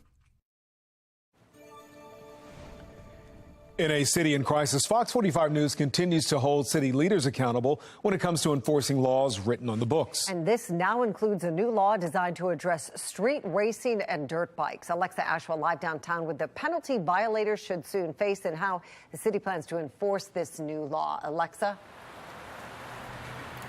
Yes, this new law goes into effect within 30 days, so we wanted to know how the city will be working to enforce it as well as prosecute those who violate it. Just yesterday, Mayor Brandon Scott signed this into law, allowing stiffer penalties for those caught involved in street or stunt racing or riding dirt bikes throughout the city. The punishment, a fine of up to $1,000 and up to a year in jail if convicted of this misdemeanor charge. But will this presumed win inside City Hall lead to change in the streets of Baltimore? Take a listen. If it does continue, there will be enforcement action taken. When we sign a bill like this, we need to make sure that people are held accountable. So enforcement and prosecution, Fox 45 News sending inquiries to both the Baltimore Police Department as well as the city state's attorney's office asking, is this a law the Baltimore Police Department is ready and prepared to enforce? And has the commissioner alerted district commanders of this new law and instructed officers in how to respond? Similar question for the incoming city state's attorney asking, is this a law incoming Baltimore City State's Attorney Ivan Bates will prosecute? Now, I have heard back from Ivan Bates himself. He sent me this statement. You see, it reads in part, as state's attorney, I look forward to working with our public safety partners to build credible cases and prosecute all laws in Baltimore City. Also hearing back from BPD saying that BPD is ready and prepared to enforce the law and will instruct officers when needed. Reporting live outside City Hall, Alexa Ashwell, Fox 45 News. Alexa, thank you. A Baltimore City police officer is accused of killing his stepson and has entered an Alford plea. Now, that means 35-year-old Eric Banks did not admit guilt, but did acknowledge a jury would likely find him guilty if his case went to trial. Anne Arundel County Police say Banks killed his 15-year-old stepson in July. The child's body was found in a crawl space in Banks' home. Banks faces up to 50 years in prison. Well, some are voicing frustration with the amount of taxpayer money being used to send Baltimore police employees on a training trip.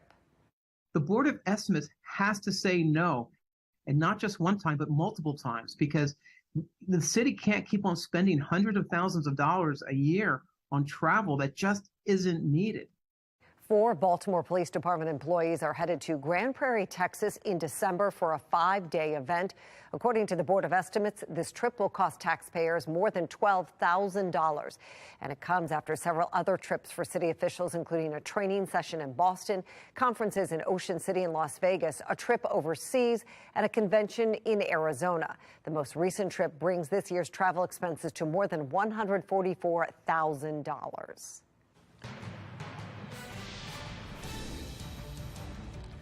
The search for survivors in Florida continues as the death toll in the wake of Hurricane Ian grows. The efforts are getting more desperate each day to help those in dire situations. More than 100 people have died and thousands have been rescued. Now, some of those casualties were in Fort Myers Beach.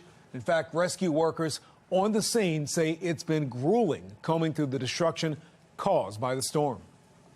You don't want to leave anybody behind. That's what we're here for.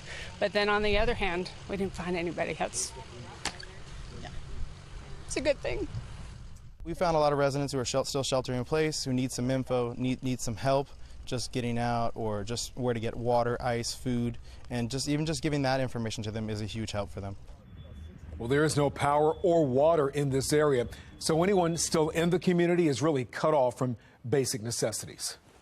Well, the remnants of Hurricane Ian still bringing some rain to Maryland. Meteorologist Jonathan Myers will have the latest on when things are going to clear up in just a moment. First, Brad Bell is in Bethany Beach near Maryland's eastern shore, where the storms have brought flooding and erosion.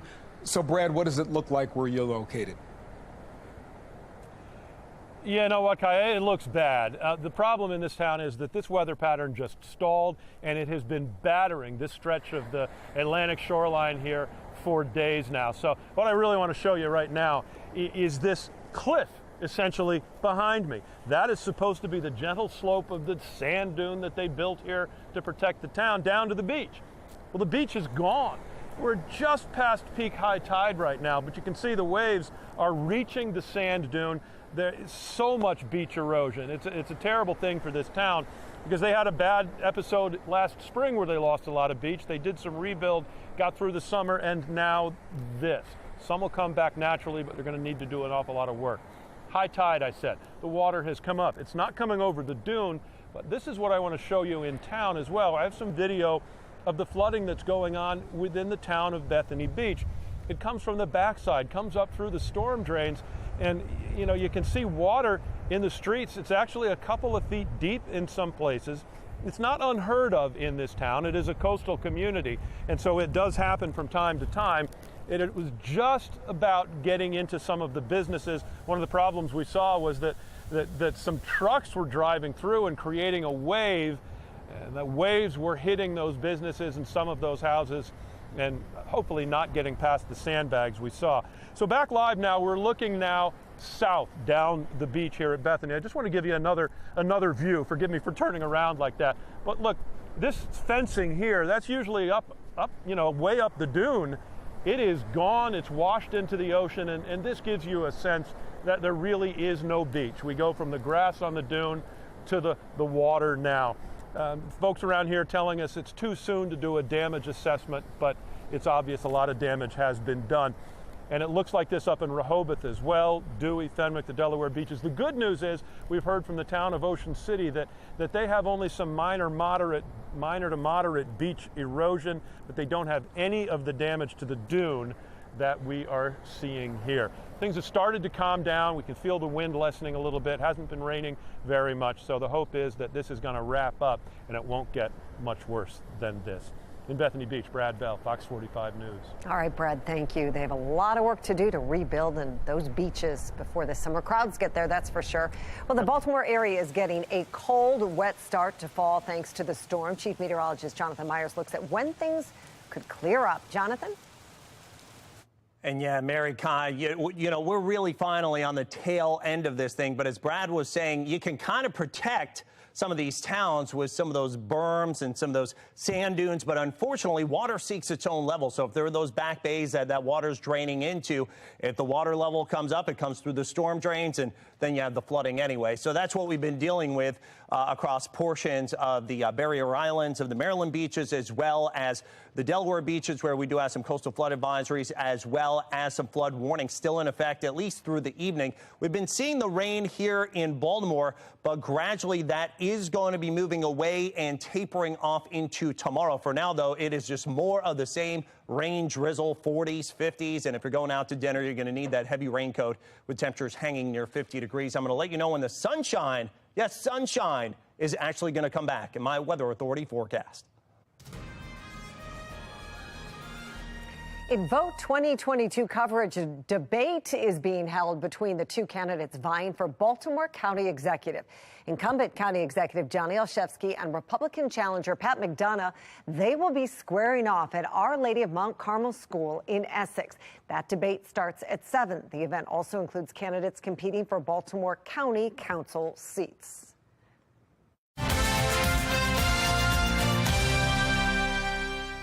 Tonight, 4 Baltimore City families say their children were denied the education they're entitled to. As Project Baltimore's Chris Papps explains, a state investigation has confirmed it. To me, it feels like if I wanted to walk up and slap somebody, they did it for me. Ebony Frisbee feels vindicated. It was really relieving to get that. I'm like, I've been telling you, y'all were wrong. Frisbee is referring to this, the results of Maryland State Department of Education investigations, which found Baltimore City schools violated the federal education rights of 4 students, including her son. He is losing out on the education that he is rightfully deserved. Like, this is more than just education. It was financial, it's mental, emotional. Like, I don't care what your title is. As a human being, what you're doing is wrong. So I hope they get fired. Have a seat. Project Baltimore first spoke with Frisbee in August. Her son, Shy, attended Mary Ann Winterling Elementary in West Baltimore. Shy has an IEP, or Individualized Education Program. It's designed to provide him with extra services, which are federally funded and mandated. But Frisbee told Project Baltimore Shy was not getting those services, so she kept him home for his safety. He missed 96 straight days of school, yet received a report card with falsified grades and was promoted to 2nd grade. But your son, Shy, missed basically his whole school year. Yeah. At the time, city schools pointed the finger elsewhere. Right. I remember that. Still irritating. In a statement, the district said Frisbee's complaints about her own son's education contained inaccuracies. It's honestly, it's a horrible thing to say and even do. The Maryland State Department of Education seemed to agree with Frisbee's concerns. MSDE issued this report after Frisbee filed a disability complaint on behalf of her son. The state found 4 violations of Shy's federal education rights. According to the report, the school was not properly evaluating his progress as Shy failed to meet his IEP goals. City schools must now provide corrective actions and issue a report to MSDE by December 1st, outlining what it's doing to not just better educate Shy, but all students with disabilities at Marianne Winterling. It's not just me, it's many other parents out there that's going to Baltimore City Schools that's experiencing the same thing. And Frisbee is correct. Since May, Project Baltimore has interviewed 5 families who say their children with disabilities were also cheated out of an education. 4 of those children had IEPs. All 4 filed disability complaints with the state. And in all 4 cases, the state found that city schools violated the federal education rights of each student. They just don't care. For a $1.6 billion company to wrong so many families of their children's education, they owe us reparation for that. And more of us need to speak out to not only obtain it, but to also to give our kids a chance at an education. The families of these 4 students have hired an advocate to help them with their children's education. But what about the city leaders who allowed the school system to commit these violations? What help are they providing the families? That part of the story Wednesday. I'm Chris Pabst, and this is Project Baltimore. A sign the labor market may be cooling off while CEOs around the world anticipate a recession. I'm Atrell Nashar with how companies are preparing.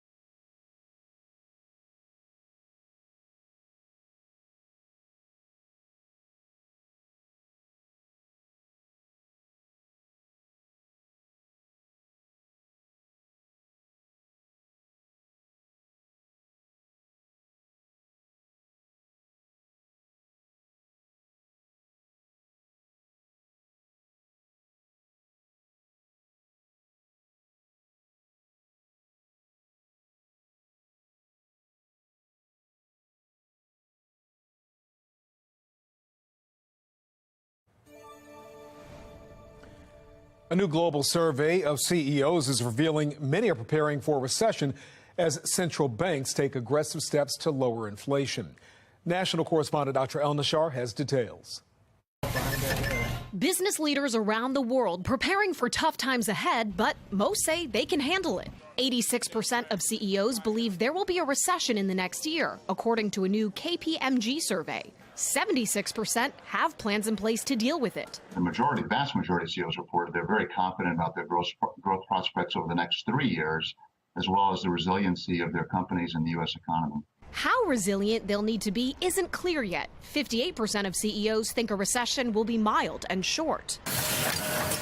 The risk comes as central banks around the world, including the U.S. Federal Reserve, aggressively tighten their monetary policy, in part by raising interest rates, to fight inflation, mixed with the uncertainty of geopolitics.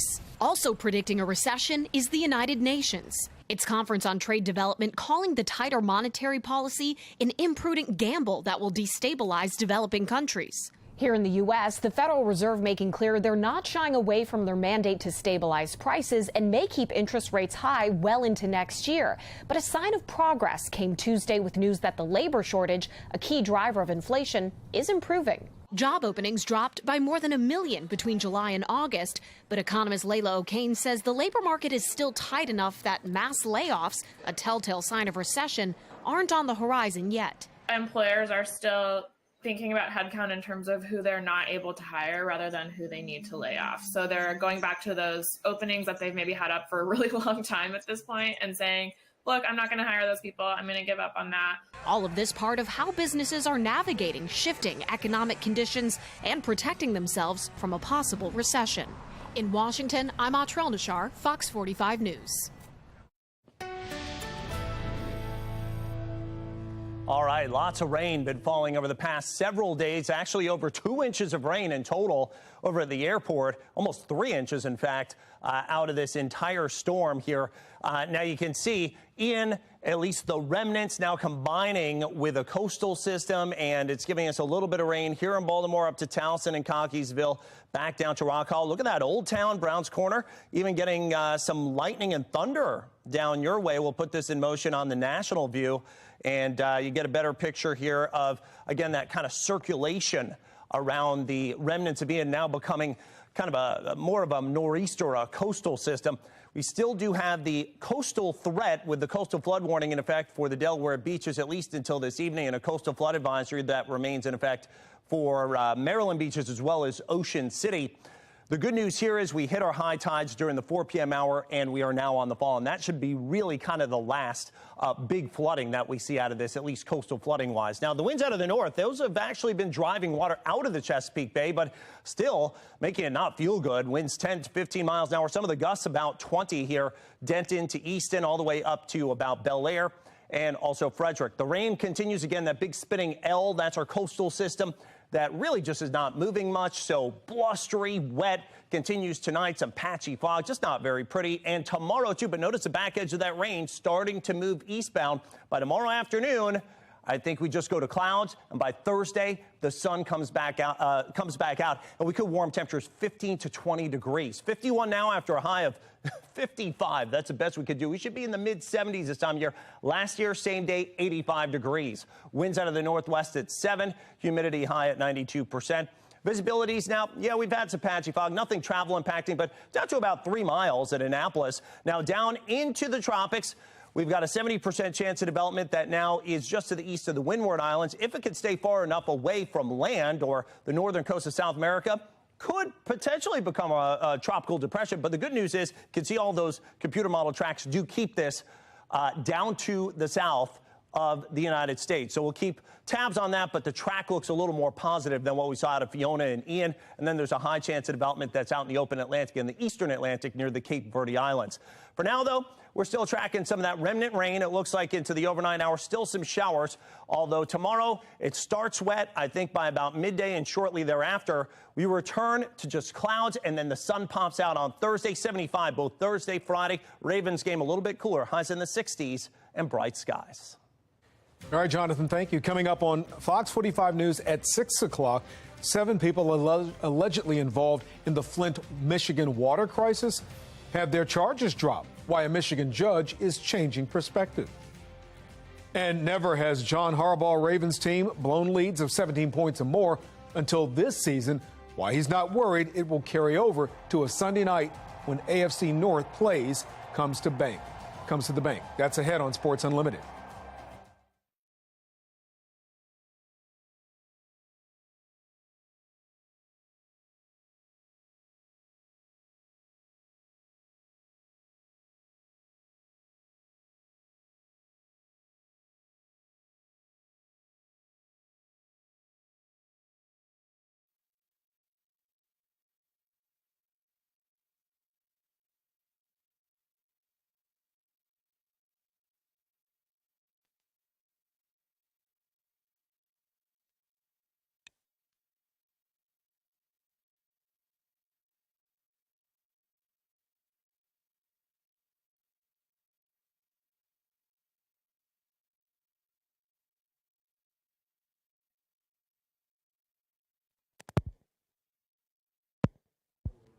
All right, my mic's on.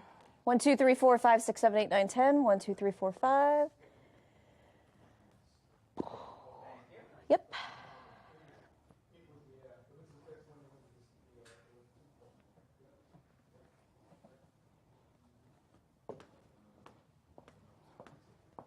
How's your wifey? How's your wifey? She's good. Yeah? Sure Does your dog know what's up yet? he's rather like possessive around her. Ooh, he's being protective. Yeah, like we take her to the local dog park, and Yeah. you know, she'll go sit by the bench, and he'll just go to the bench with her. Oh, that's cute. My dog like. Just kind of lay there and just like, I'm here. That's cute. 1 minute out, but yeah, she's doing okay. She's getting a little bit more. I forget when. We're in December. Okay, I knew it was after me, but.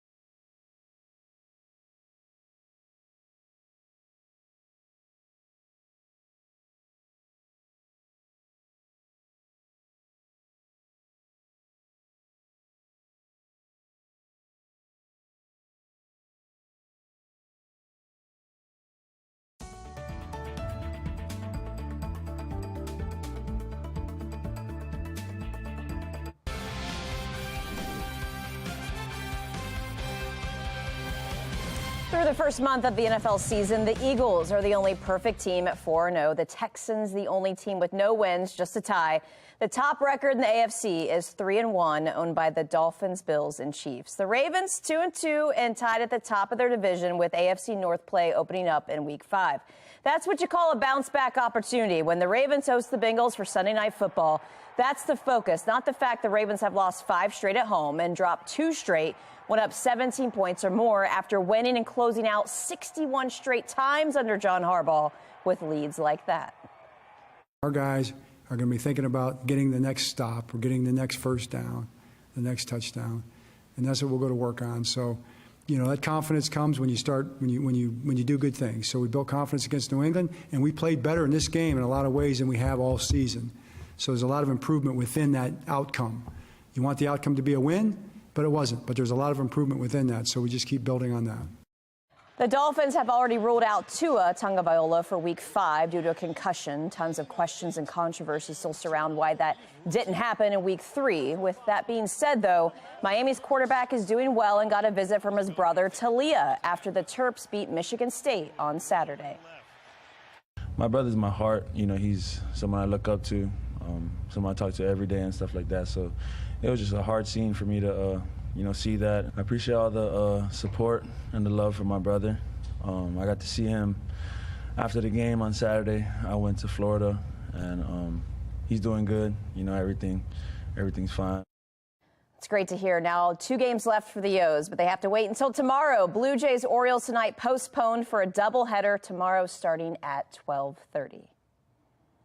Morgan, thank you. Coming up on Fox 45 News at 6 o'clock, an outgoing governor and likely incoming city state's attorney link up in Annapolis. Why the meeting is drawing attention from political experts. And we're learning more about who's behind the scenes of sending planes of migrants from Florida to Massachusetts. Why a U.S. military officer could face federal charges.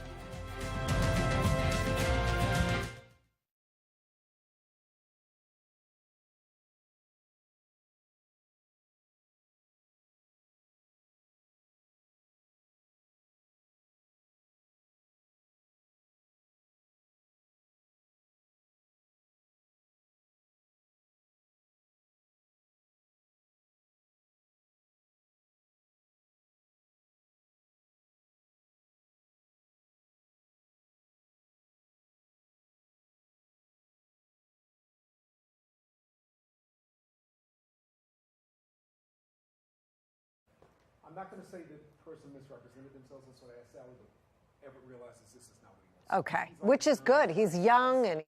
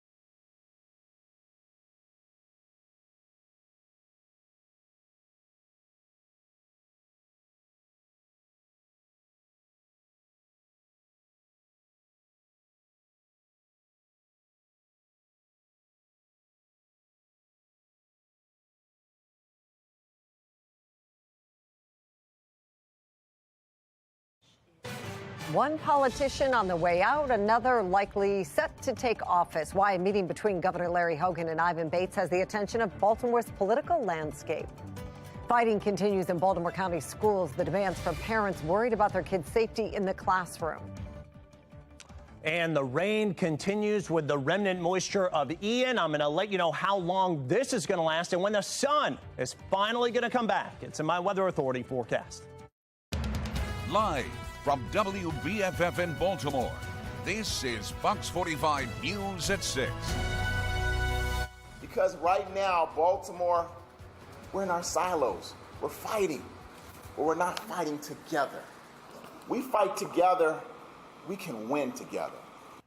Well, since his victory in the primary election, presumptive city state's attorney Ivan Bates has been vocal about his desire to bring change to the office. Good evening, everybody. I'm Mary Bubala. Election Day is exactly 5 weeks away, and Governor Larry Hogan is meeting with Ivan Bates in Annapolis. Mackenzie Frost explains the possible political motives behind the meeting and the photo op. This photo posted to social media sparking a conversation about how the presumptive next state's attorney in Baltimore City will run the office. I think that this picture probably helped Hogan a little bit more than Bates. Outgoing Governor Larry Hogan and Ivan Bates, who's likely the next top prosecutor, meeting in Annapolis. Hogan tweeting the photo, writing he congratulated Bates and talked about the path forward to holding violent criminals accountable in Baltimore City. Hogan's comments come somewhat as a critique of the current state's attorney, Marilyn Mosby, something the governor has not shied away from, especially when talking about Mosby not prosecuting certain crimes. This horrifying violence is tearing Baltimore City apart. Obviously, the job isn't getting done. The current prosecutor is failing. Even taking his criticisms to the national stage. We have a prosecutor in Baltimore City that refuses to prosecute violent criminals, and that's at the root of the problem. I regret even having to respond to the likes of this governor. Mosby often quick to fire back. What better way to do that than to attack the progressive black woman prosecutor in a majority black city. Ivan Bates running his campaign, taking a tougher on crime approach, and now seems to be bringing that plan to the forefront. Hogan's going to be gone in January. He's going to be yesterday's news. Political analyst John Deedy says the photo op and meeting comes at a time when crime was top of mind for voters in the city, ousting Marilyn Mosby after 2 terms and violence continuing. But Deedy says the meeting was likely more for Hogan, as the term-limited Republican governor plots his next steps. He's always been tough on Baltimore, and when he runs for president, I think Baltimore is going to become a piñata. He's going to take his shots at it. He's going to say, look at all the things I tried to do, and I had all these problems. And I think he wants to show that, look, I was on the side of law enforcement. Deedy adds Bates meeting with the governor now could help in the budgeting process when whoever wins the governor's race in November takes over. Hogan could still influence little things. Ivan Bates will be the only name on the ballot in November for Baltimore City State's attorney, all but guaranteeing his victory. Deedy says when Ivan Bates does take over, all eyes will be on him, watching to see how he handles prosecuting some of the most violent criminals, including repeat offenders. In Baltimore, Mackenzie Frost, Fox 45 News. Well, Mayor Brandon Scott and his administration has leaned on Safe Streets as a violent intervention organization, but the program is now in a transition period. Lifebridge Health Center for Hope and Catholic Charities will be the only 2 community-based organizations overseeing the program now. Both groups say they have been working out some of the details of the transition with City Hall for several months. The Legislative Oversight Committee will hold a hearing on Safe Streets on October 20th. Now, a Fox 45 News Alert in 3, 2, 1. We're updating breaking news from this afternoon. That lockdown at River Hill High School in Clarksville, Howard County, has been lifted. Now, police swarmed that school about 2 o'clock this afternoon following a call claiming a student had a gun and a bomb. All of that was determined to be a hoax. But first responders took no chances, as they can't these days, and slowly dismissed children while while they investigated this call. Howard County Police throughout the afternoon reiterated their belief that there was no actual threat, but again, they did their due diligence. Meantime, authorities are now searching for where that call originated and who made it. Mary. Kai, thank you. Well, violence in Baltimore County schools has parents demanding some accountability, urging school leaders to address fights happening in schools across the county. Maxine Stryker explains what they hope happens next. Parents are hoping to send a message to Baltimore County schools that they will not tolerate the violence any longer. They're hoping everyone can come together to find a solution. In Perry Hall Monday, a small but mighty group of parents gathered. It is getting out of hand. Demanding a solution to the violence playing out in Baltimore County schools. Bullying needs to come to a stop. I am holding every school administration accountable for what goes on with these children in these schools. This video shared to social media last week shows chaos erupting outside Perry Hall High. Pastor Charles Neal says that's his 15-year-old niece holding a bat to protect herself from bullies. The violence unfolding in front of school officials. One juvenile was arrested. This sort of madness has to stop. In March, another fight, this time at Kenwood High School in Essex. A week before, this vicious brawl broke out at Overlea High School. Parents say not enough is being done. What's the resolution? What's the game plan to stop some of this violence? It's why the Baltimore County Parent and Student Coalition held the rally and a forum last week, hoping to catch the attention of school officials. Darren Badillo is the coalition's coordinator and a parent of 2 Baltimore County students. The violence is out of control, and they don't have the answers, because if they did, things would be getting better, and they're not. He says school officials have a long way to go when it comes to protecting their students. We need more. We need more. It is out of control right now. We need all hands on deck. And it starts with accountability. I think what's going on is that the students are starting to realize that they're not going to be held accountable, so they can do whatever they want to do, and they can continue to push the limits. Baltimore County Executive Johnny Olszewski was asked about the violence in schools earlier today. He says it's up to parents now to do more. The most important thing is to be a good parent. We know the number one thing that impacts a child's success and well-being in school is parental involvement. And so our schools are open. I would actually encourage our parents to get out and get involved and be a presence in the school. We reached out to Baltimore County Public Schools for a statement regarding the violence. They tell us they take it very seriously, and in part, anyone who violates the rules are subject to serious legal consequences. You can read their full statement on our website right now at foxbaltimore.com. In Towson, Maxine Stryker, Fox 45 News. Well, County Executive Johnny Olszewski will be taking part in a debate with challenger Pat McDonough tonight in Essex. A candidate forum kicks off at 6:30, followed by their debate at 7, and county council debates from 8 to 10. Construction is now underway on the replacement for Lansdowne High School in Baltimore County. The current school has been in operation for nearly 60 years, but recent concerns over handicap access and compliance issues forced county leaders to shut it down. The new school will have room for more than 1,700 students and will be in full compliance with the Americans with Disabilities Act. I have watched from afar how this community, the students, the teachers, the staff, the parents, and those who live and work in the surrounding area collectively advocated to make this day a reality. In true Viking style, this community had a purpose to ensure that the students and staff walking through the doors of Lansdowne High School had the same teaching and learning opportunities as their peers across the county. The new school will be built to the northwest of the current school, which will eventually be demolished to make way for athletic fields. Well, nearly 40 school bus routes in Anne Arundel County are reopening after major staffing concerns earlier this year. Those routes will begin on October 17th. Video shared with Fox 45 earlier this school year showed children standing when all of the seats were taken up. County Executive Stuart Pittman thanks 6 council members for approving more than $5 million in funding to hire and retain bus drivers in the county. The main concern over the past year have been non-competitive wages. Cold, windy rain, just some of the impact from what was once Hurricane Ian as it continues to dampen our area. On the eastern shore, you can see severe beach erosion. Video on the bottom left is from Rehoboth Beach, where it is a cliff down to the beach right now. It was swallowed up by the ocean and high tide.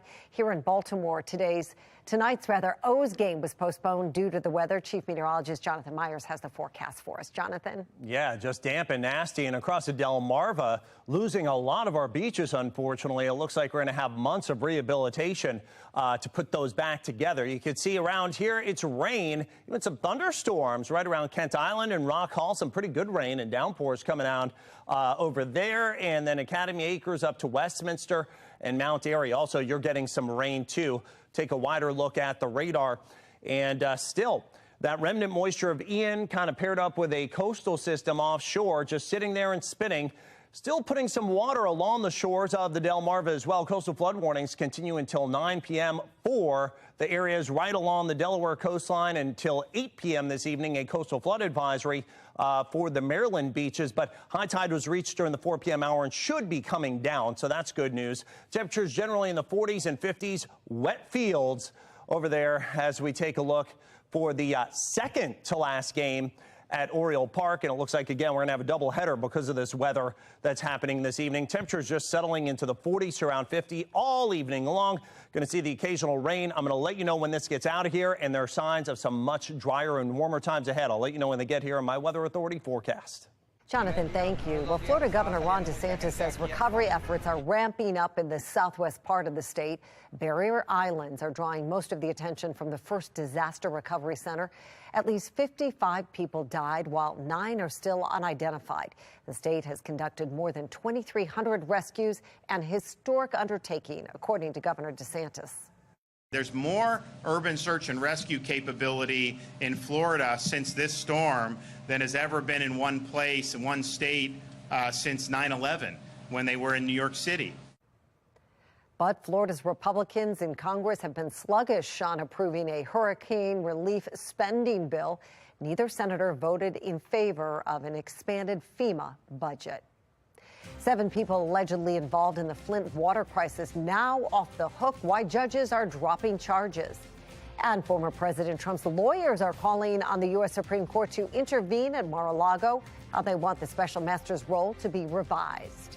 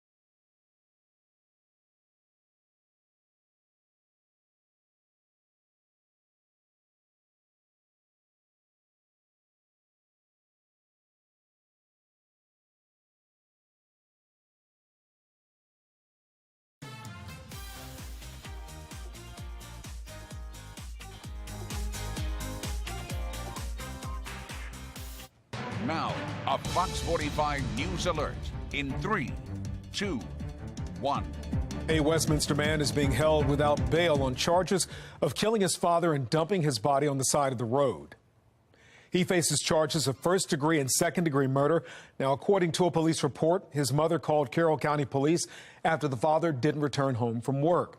Deputies say blood was found in the house and the suspect appeared to hit the victim several times with a hatchet.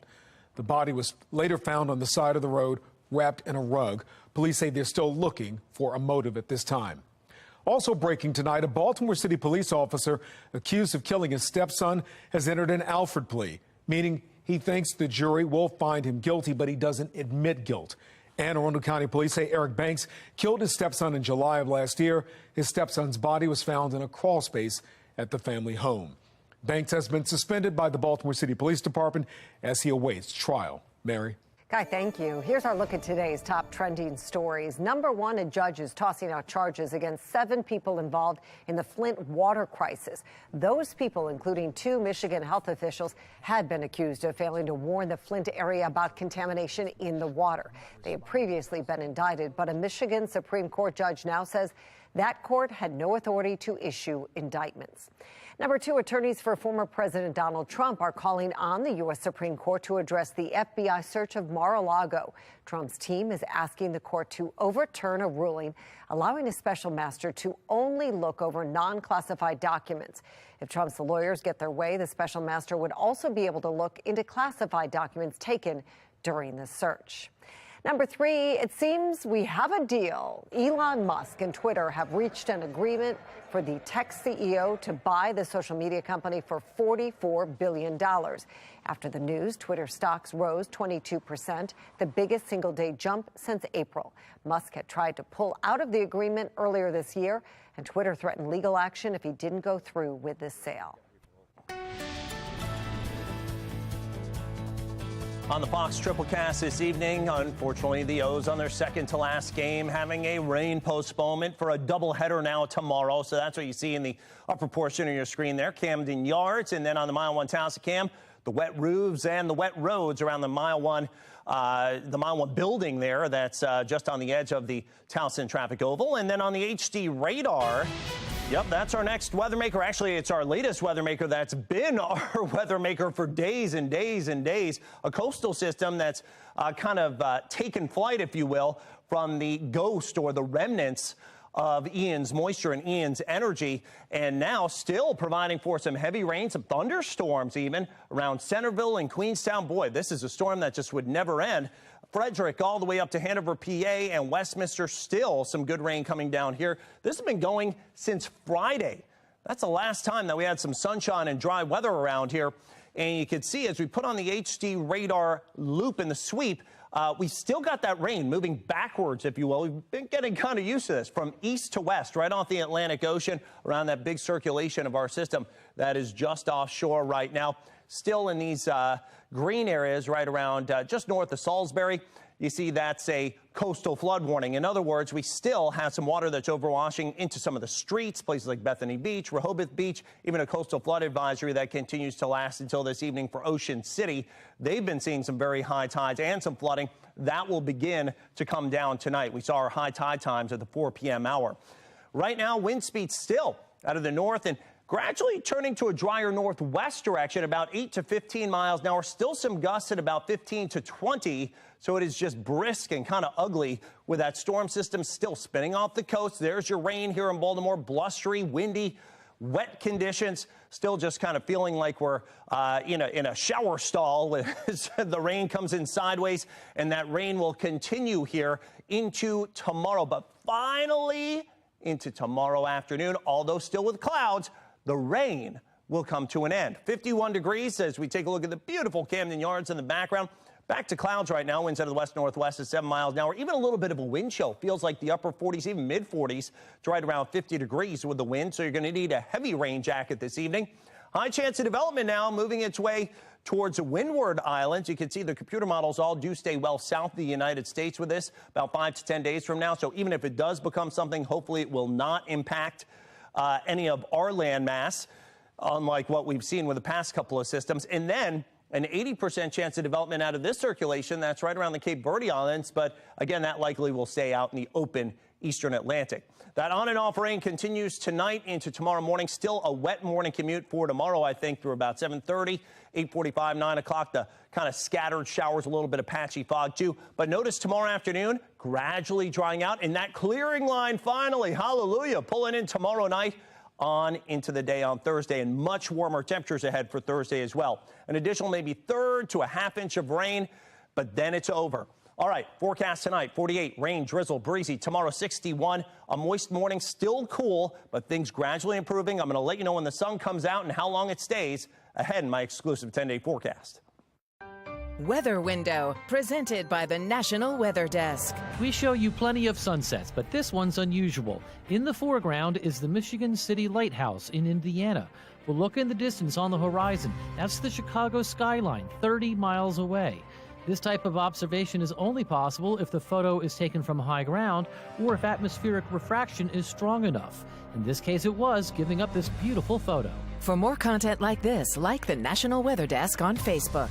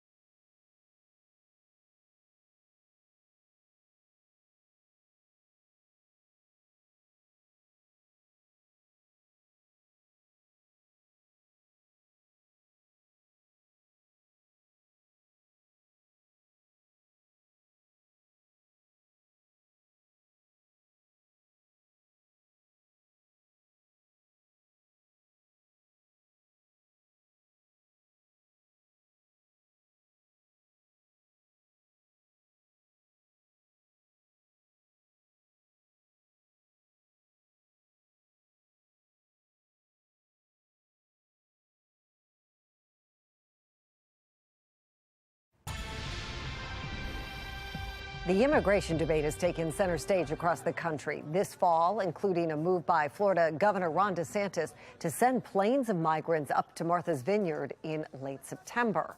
But the plan wasn't the Florida governor's idea, it turns out. Tonight, we're getting a better idea who may have actually orchestrated those flights. Matt Roy from our Sinclair sister station in San Antonio brings us his efforts to track the person down. Perla Huerta is a name law enforcement sources first floated about 2 weeks ago. Now we have 100% confirmation because several of the refugees at Cape Cod, Massachusetts, who were in Martha's Vineyard have identified her positively from her photograph from her Facebook page. Facebook page that has since been taken down. She's taken down all her social media, her Facebook account, LinkedIn accounts have all been taken down. Huerta served for more than 2 decades in the Army, including 2 tours in Iraq, 4 in Afghanistan, and 1 in Djibouti. When she was discharged in August, she held the rank of Master Sergeant. She's being painted as the one who allegedly lured migrants to Martha's Vineyard, promising food, work, and shelter. I talked to those immigrants. They were totally scammed. They were promised a job for 3 months. They were promised free housing, free food, and free support at a refugee center.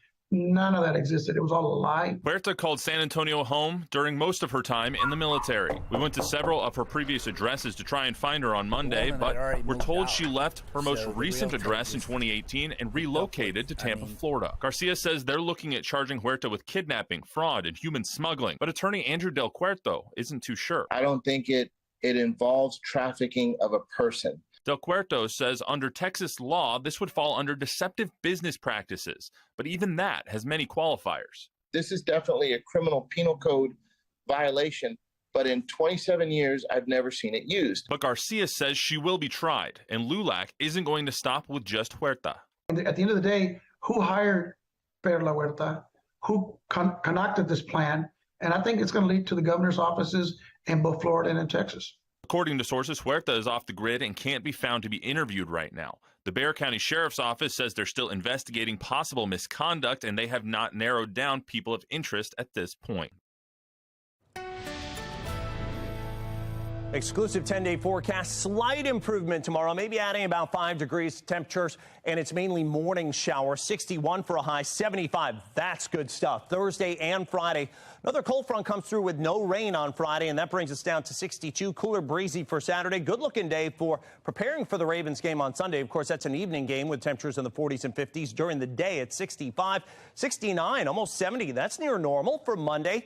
And then Tuesday, a stray sprinkles, 68. That feels, again, a lot more like October standard instead of November. And then 70 with some showers by next Wednesday and dropping back down to the low to mid 60s to wrap up next week. Jonathan, thank you. Well, finally tonight, sometimes a little generosity can go a long way. Check this out. Raven star Marlon Humphrey left more than a $200 tip on his restaurant bill last night. That's almost 100% of the bill. It's part of a trend started by former Bengals standout Ocho Cinco, that's of course Chad Johnson, showing gratuity to those in the service industry. Well, that's all for Fox 45 News at 6. Family Feud is next. We'll see you back here for the news at 10 tonight. Thank you so much for watching. Have a good night.